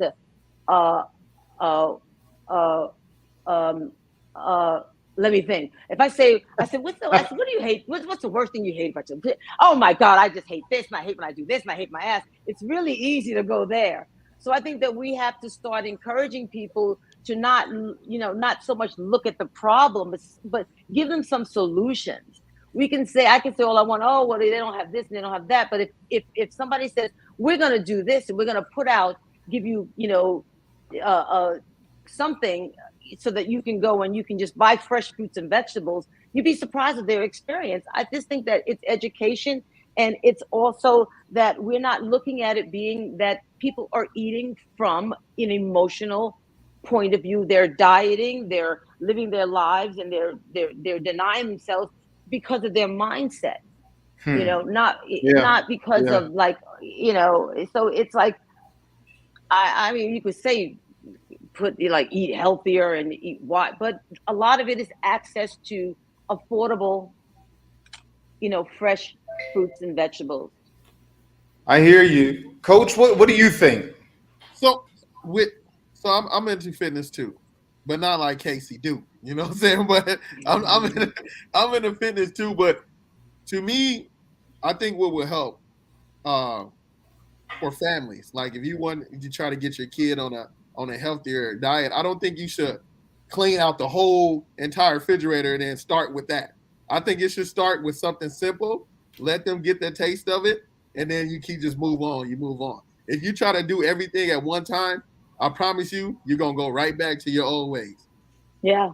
So do that taste test. Give them something, I like the sugar snap peas. Give them that and then give them something else. And what do you think of this? And give them a terrible vegetable. Exactly. That little green pea will taste very good.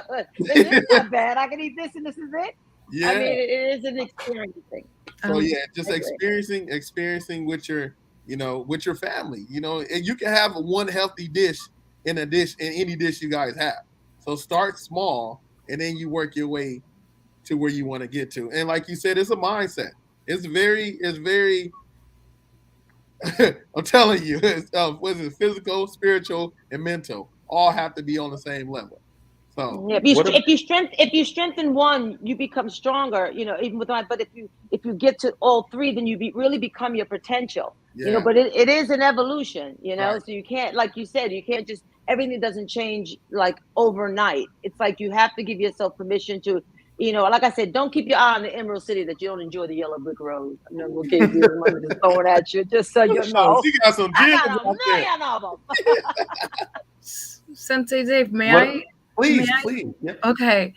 All right. So I'm going to speak as a foster youth. And when I lived with my biological family, my mom, I was very skinny, and my mom would try to make me eat, but I would slip the food to my siblings because I did not like to eat. But when I left mom, I started overeating because in my mind, I thought if I ate, my mom would come back to get me. Of course, it didn't work. So sometimes foster youth have issues with feeling out of control, so that perhaps they might undereat or overeat because it's a way to control something that you can't control most things in your life that is happening around you.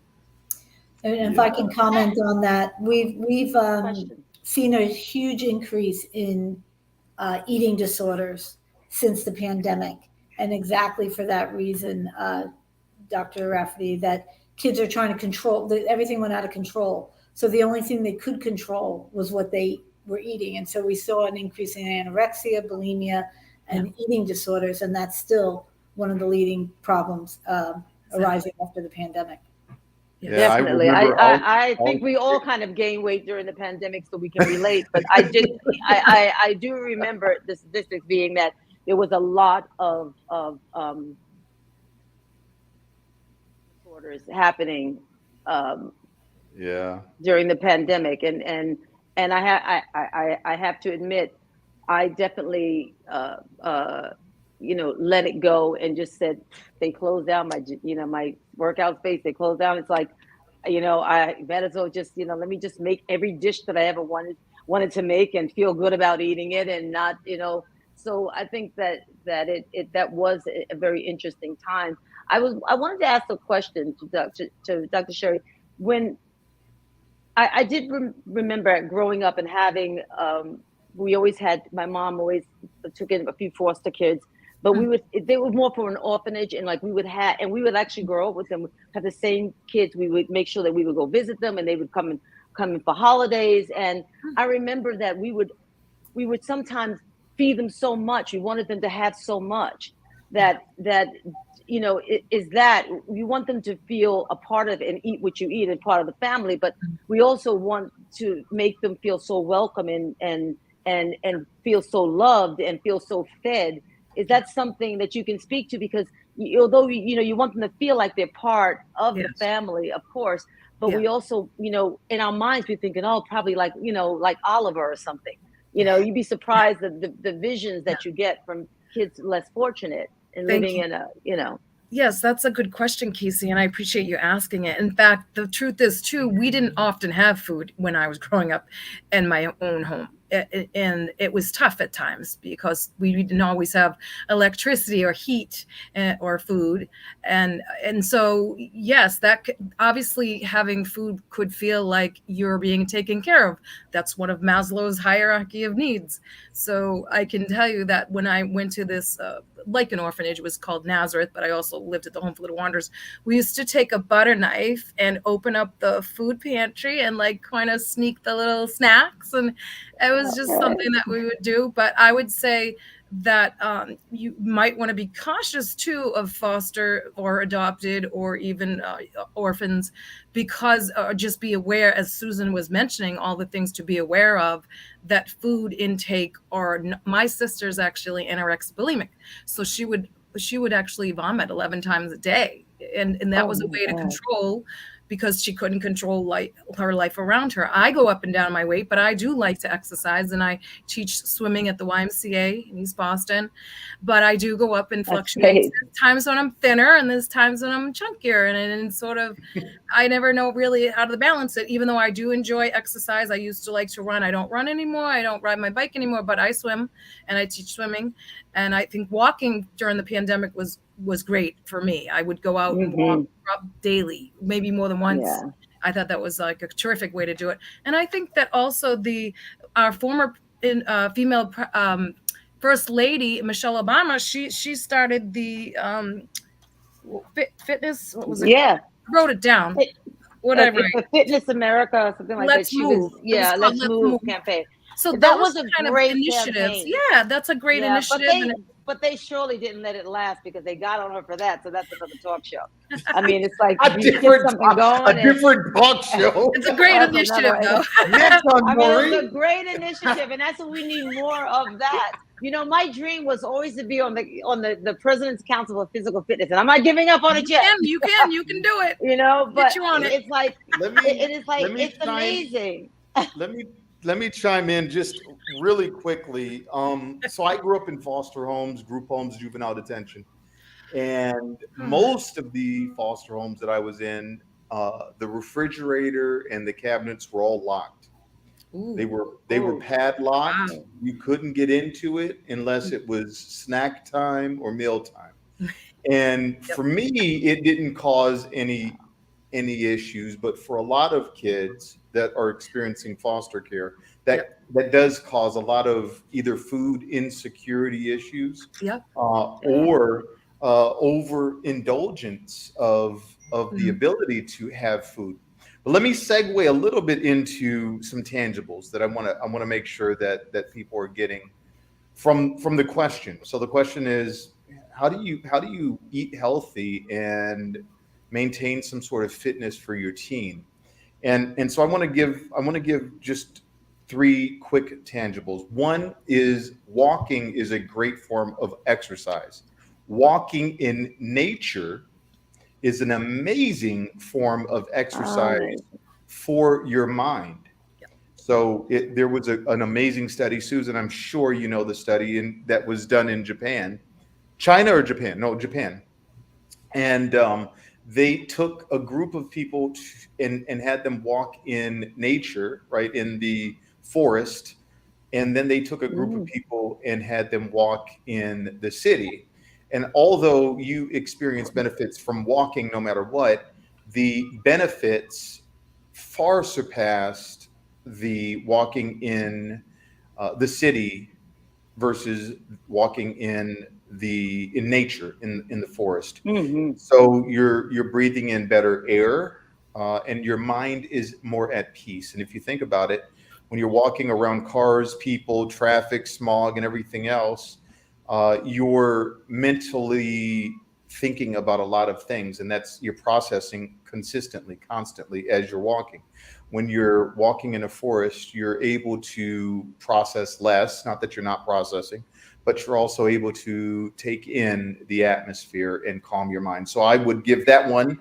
First tangible is take your kids for and breathe cleaner air by the park. Go to a park. There's definitely better air there. And make it part of your weekly ritual. Okay, there's nothing better than habit. There's nothing better than forming a habit and being consistent with it in life. So if you go Monday and Fridays, that's our walk day.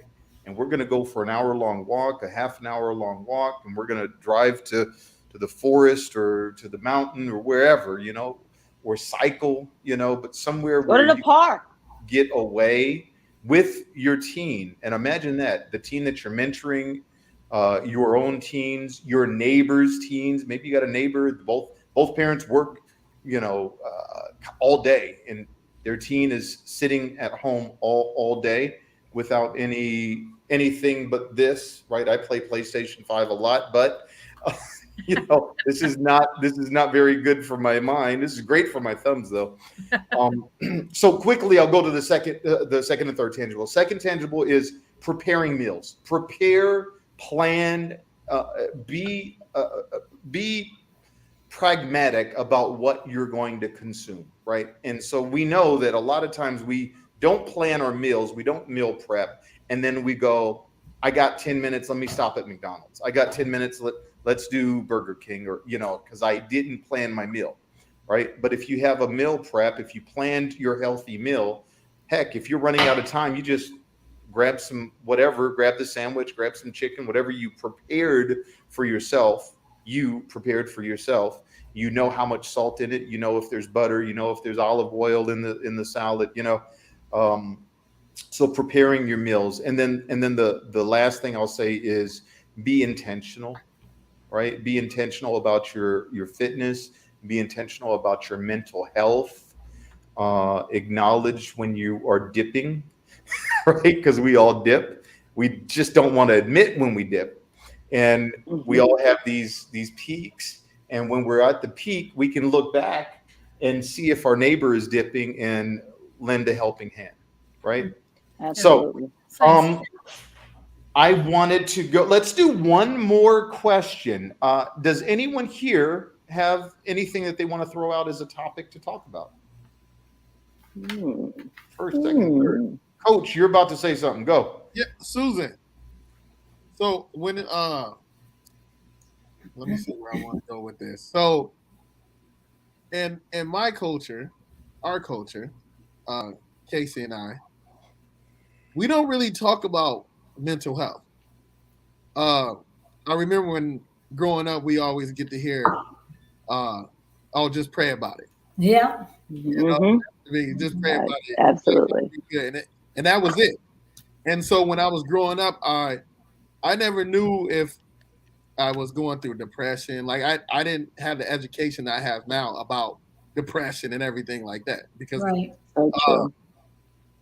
Yeah. how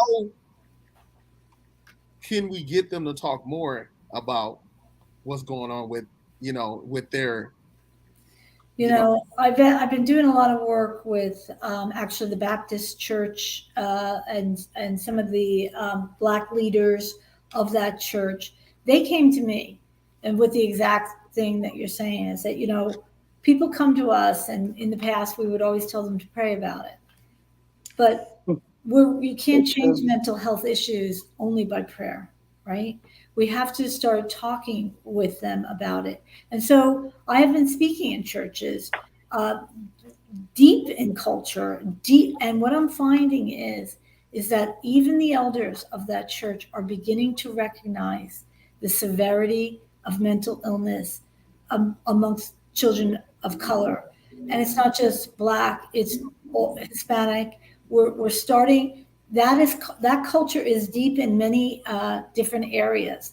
And so what we really need to do is get, again, the people that are deep in those churches or communities to be out there setting an example of talking about it. It's literally modeling the conversation, so that I have been in sermons. I've been invited to stand in front of a church and start a conversation. I've done coffee and tea after the service to start a conversation. And what I have found is that these conversations are rich, and the people are grateful, and they know that they have to change. They know. I think it's starting a movement, and it's got to come from the elders. Like I said, the kids are ready. The adults are struggling. Susan, can I ask you a question? Because you made some good points, and I had to write them down because I love the facts. That was very, very helpful to break it all down so that you can really. It gives you a more of a lack of a better word, a checklist of things to observe. Right. And recently, this a few months ago, my son, who was, he has 2 children and a wife, and the pandemic was hard.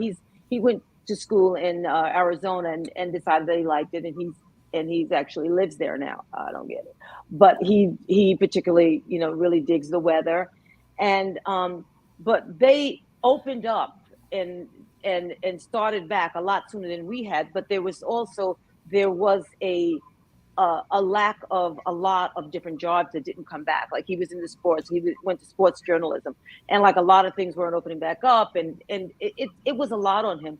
And for the first time, I was a bit worried, and of course I'm there to help, and now he's thriving again, and it was all good. But there was that moment that he said to me, "Mommy, I'm just can't get out of my own way." And he said, and I know you say take a nap. He says, but I've been napping too much. He says, and I was really worried. He said, so I called someone. I found this number that, again, what you said, how much it's on TV, the conversation is there. And he remembered the swimmer who, I forgot his name, that Michael Phelps. Michael Phelps. And he said there's this, you call, there is a hotline, and you can have a conversation. So he had to tell me, he says, I called and I spoke to someone, and it was, and of course my heart was like, why didn't you call me? I mean, I would, I would help you. And I'm happy that he took it upon himself to do that, because I was right. And I was afraid of asking the question that you said, not to mention, how bad are you? You mentioned, are you really feeling bad? Is it like do you want to, like, I want to say, Milan, are you okay? I mean, because he says, mom, I have Casey, 2 kids I love. I'm not going to do anything. He said, but I to, feel to like say to a child to ask that question is terrifying. Why it's terrifying is because what the answer could be. So as a mom, and that's why a lot of our children don't come to you as parents, not because they can't talk to you, because they adore you and they I know don't want you, you to worry. and they don't want to put their pain on you. And because they're feeling burdened by it, they don't want to put it on you. And so But thank goodness there's these other platforms that are and I'm glad you addressing it. brought that up, because that text line, crisis text line, that's how kids communicate now. Many times, like we will pick up the call, we'll pick up the phone and call. Kids will text, and they can text and get an answer. So there's a crisis text line, there's hope lines, help lines, and they're ringing off the hook. Mental Health America just had its conference, and the amount of phone calls that have gone into their website have like tripled over the last 2 years. People are using these, and I'm so glad you brought that up. Because I never like to do any presentation without letting people know you are a phone call away, you are a text away, you can reach a professional like that. And that says something about the industry, though, now that people are becoming a lot more. It does say something really positive about where we're going, because we haven't been there for many, many years.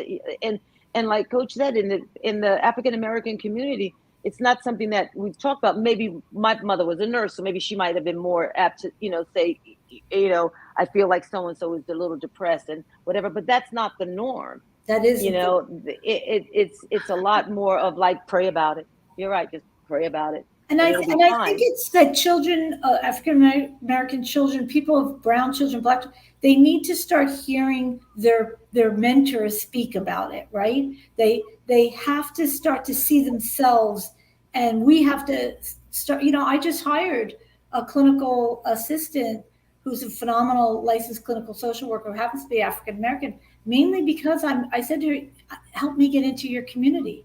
But I'm not the one they want to talk to. They want to see people that look like them, and they can relate to that. And we need more of that. We need more of the African American elders to step up and start talking. Let me quickly chime in. Susan, Sherry, let me come to you in just 2 seconds. 2 seconds. So one way to connect with your teens or the teens that you're mentoring with, or even preteens, is to share your personal experiences and feelings, right? So share with them when you felt like, or if you feel like you're depressed, or when you felt like, you know what, I was struggling when I was 15. I was struggling when I was 18 and, had a kid on the way, and I didn't know what to do. And, I contemplated suicide myself. That's not going to get them to go and kill themselves. You're not going to convince them to do it. If they're thinking about it already, then they're already thinking about it. If they're not, you asking or sharing an experience is not going to put the stat is less than 1% that you've put it in their mind that offing themselves is a good idea. And what it does is opens up a dialogue for them to feel like they can connect with you on this topic, right? Same thing with sex. There's so many kids that will not discuss nature. This is why we're on the planet. Sex is exactly why we're here, to procreate. The end. And we're so afraid to discuss something that will happen with our teens, right? Sherry, I'm sorry. Go. Thank you. I would like to share that I also mentioned I'm from the Home for Little Wanderers, And I had the same therapist from the Home for Little Wanderers from the time I was 11 to 22, which means that's my entire teenage years, which means that I had really good mentoring and therapeutic help, mental health during my process of growing up. So regardless of how much I moved around, which I did, the one person, one of the several people, was my therapist, having someone that I could depend on. I knew every week I was going to Boston and I was going to meet my therapist and check in for 60 minutes. And I was so appreciative to be able to have that. And I feel that that has helped me to be the stable person I am and help me become who I am. I don't think I could have done that without having that during my teen years. And if you think about it, every single person on this call and all of us can relate to feelings of helplessness, hopelessness, worthlessness, yes, desperation, the worst moment of your life. But the difference between taking your life and not taking your life is somebody was there. Somebody was there to support you. And that's that protective factor we're talking about. That's why this is such an important seminar, because that's it. It's one caring adult. We wish they had more, but somebody was there to make a difference. That's right. And then look what you decided to do with your life, Dr. Sherry. So it's like she must be. I mean, that's a pretty great compliment to her that you have continued. You paying it forward. I'm be giving it back. Well, I want to add something real quick. When you brought up the guys, the boys, right? Yes. And how we got to have this armor on all times. Like we can't have emotions, and we feel like we can't let nobody see another man see us cry or we weep. And so I have a podcast. It's called Let's Go Bro, and I have nothing but grown men on there, and we talk about having emotions and how it affected us growing up, where we have to be strong, and especially being an African American, like we feel like we cannot let our weakness show for anybody. So, and you know what? I didn't tell you this, but part of my history is when I was in the school, I was a school nurse, and we had what we call a suicide contagion. And it was amongst our athletes, top 10 academic in our class, finest athletes. One of them died, and we lost 12 students, all boys. Wow. And they were on soccer and basketball and baseball together, and they had that, real team connection since Little League. Once one died, it just started a grief response. We lost 12 boys. And that's crazy. Wow. It was horrific between 2008 and 2012. But that's why I speak the way I speak. And that's why I speak with such passion, because I knew all those boys. And they were great kids. But they were boys, and they didn't talk. And part of what was happening is one of their coaches sexually assaulted these boys. And his trial was coming up. And they knew they were going to have to testify. And there was humiliation. And again, not modeling, not being able. That's why every time I talk to the men like you and Sensei Dave, to say, any chance you can, if you're in front of a boy, model it. Talk about your feelings. Talk about it. Talk about how you love. Talk about talk about how you care for your children. Talk about how you love your brothers, your students. Everything. Hug them. Talk about your emotions, and that will help them talk about theirs. Absolutely. I love Amen. Let's have some closing thoughts or remarks. I would love to have you bestow one thing that's at the forefront of your mind to everyone that's listening, watching, or going to be watching in the future. Remember, this is forever. What we do today is not today. It is forever. So let's start with you, Casey. I would say you are more than a pair of thighs. You are more than a belly. You're more than your physical flesh. You're a heart, a mind, and a spirit. And always acknowledge that. Always look for the good and the God in you, and know that your life is the very life of lives, and that there's someone that cares about you somewhere. And I know I'm here. Amen to that. Yeah. Dr. Rafferty, how about yourself? Thank you, Sensei Dave. And it was so good to be with the panel and Coach Cordell.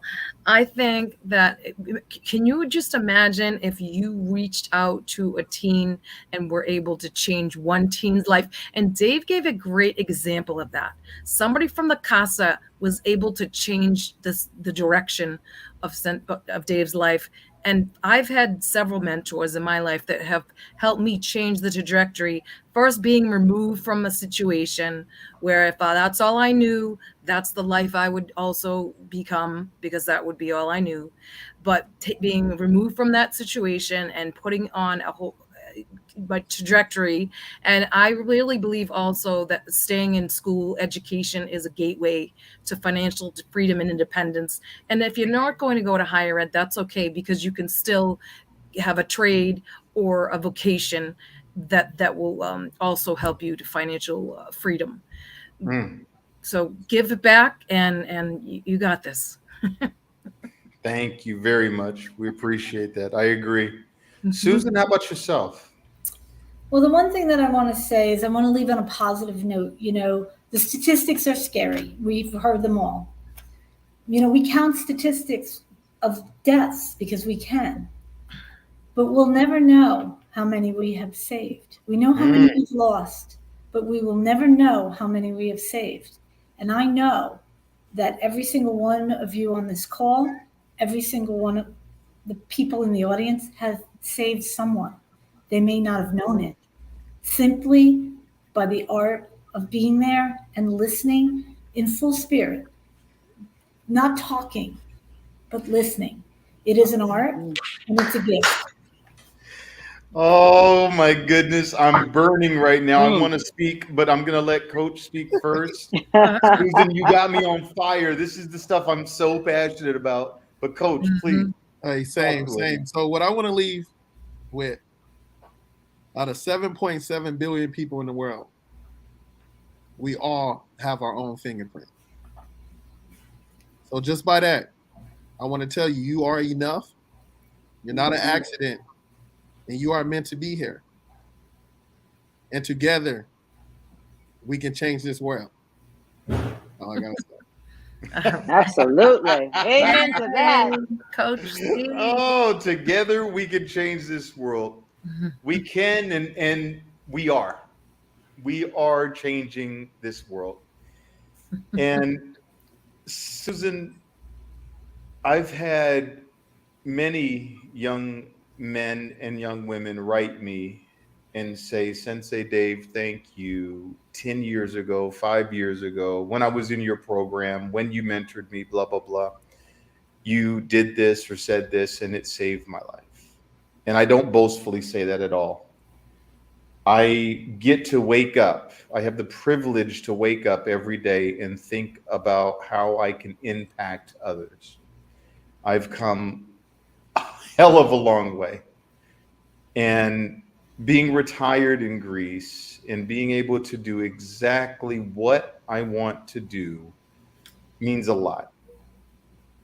And giving back to people and seeing people better is the only thing that I really, really, really am passionate about right now. That and my Xbox or PlayStation.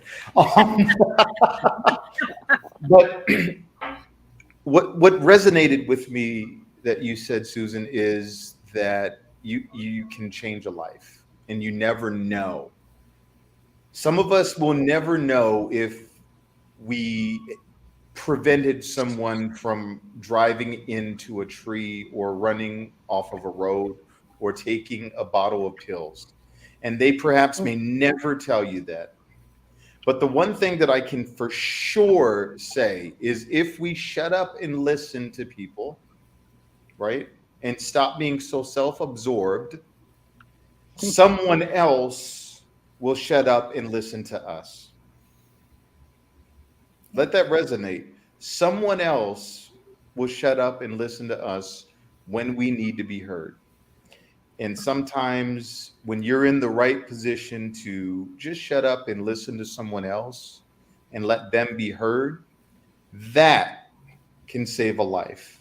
That can change the trajectory of someone's destiny. I want to share with you. I'm going to mess with my camera here. I got this printed up and it says, defy your destiny.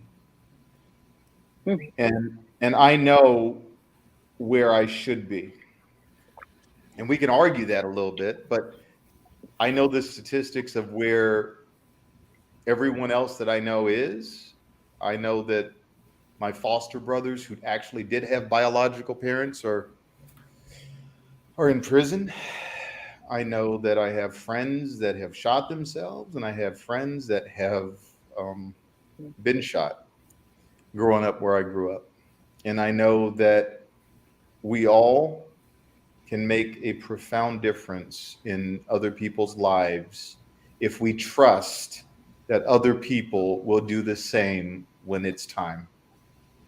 If we trust that when I need someone, someone's going to reach back and say, you know what, I'm at the peak. I see you're at the dip. Let's do this together. Yeah. On that, Indeed.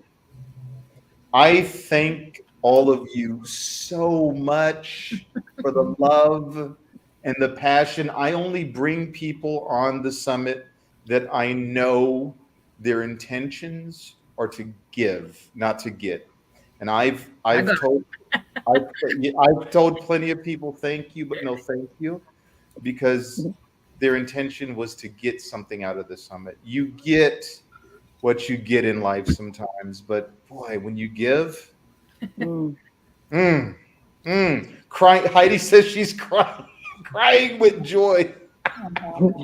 I know that you ladies and Coach have given a lot today and have changed lives. So thank you. I appreciate you being here. Don't drop off just yet. We're going to end the broadcast. Thank you everyone for being here. Share the summit. Share everyone's contact, all of the, these are great people doing great things. You got to connect with them, okay? I love you all for being here. Let's wave a big bye-bye to everybody. Bye.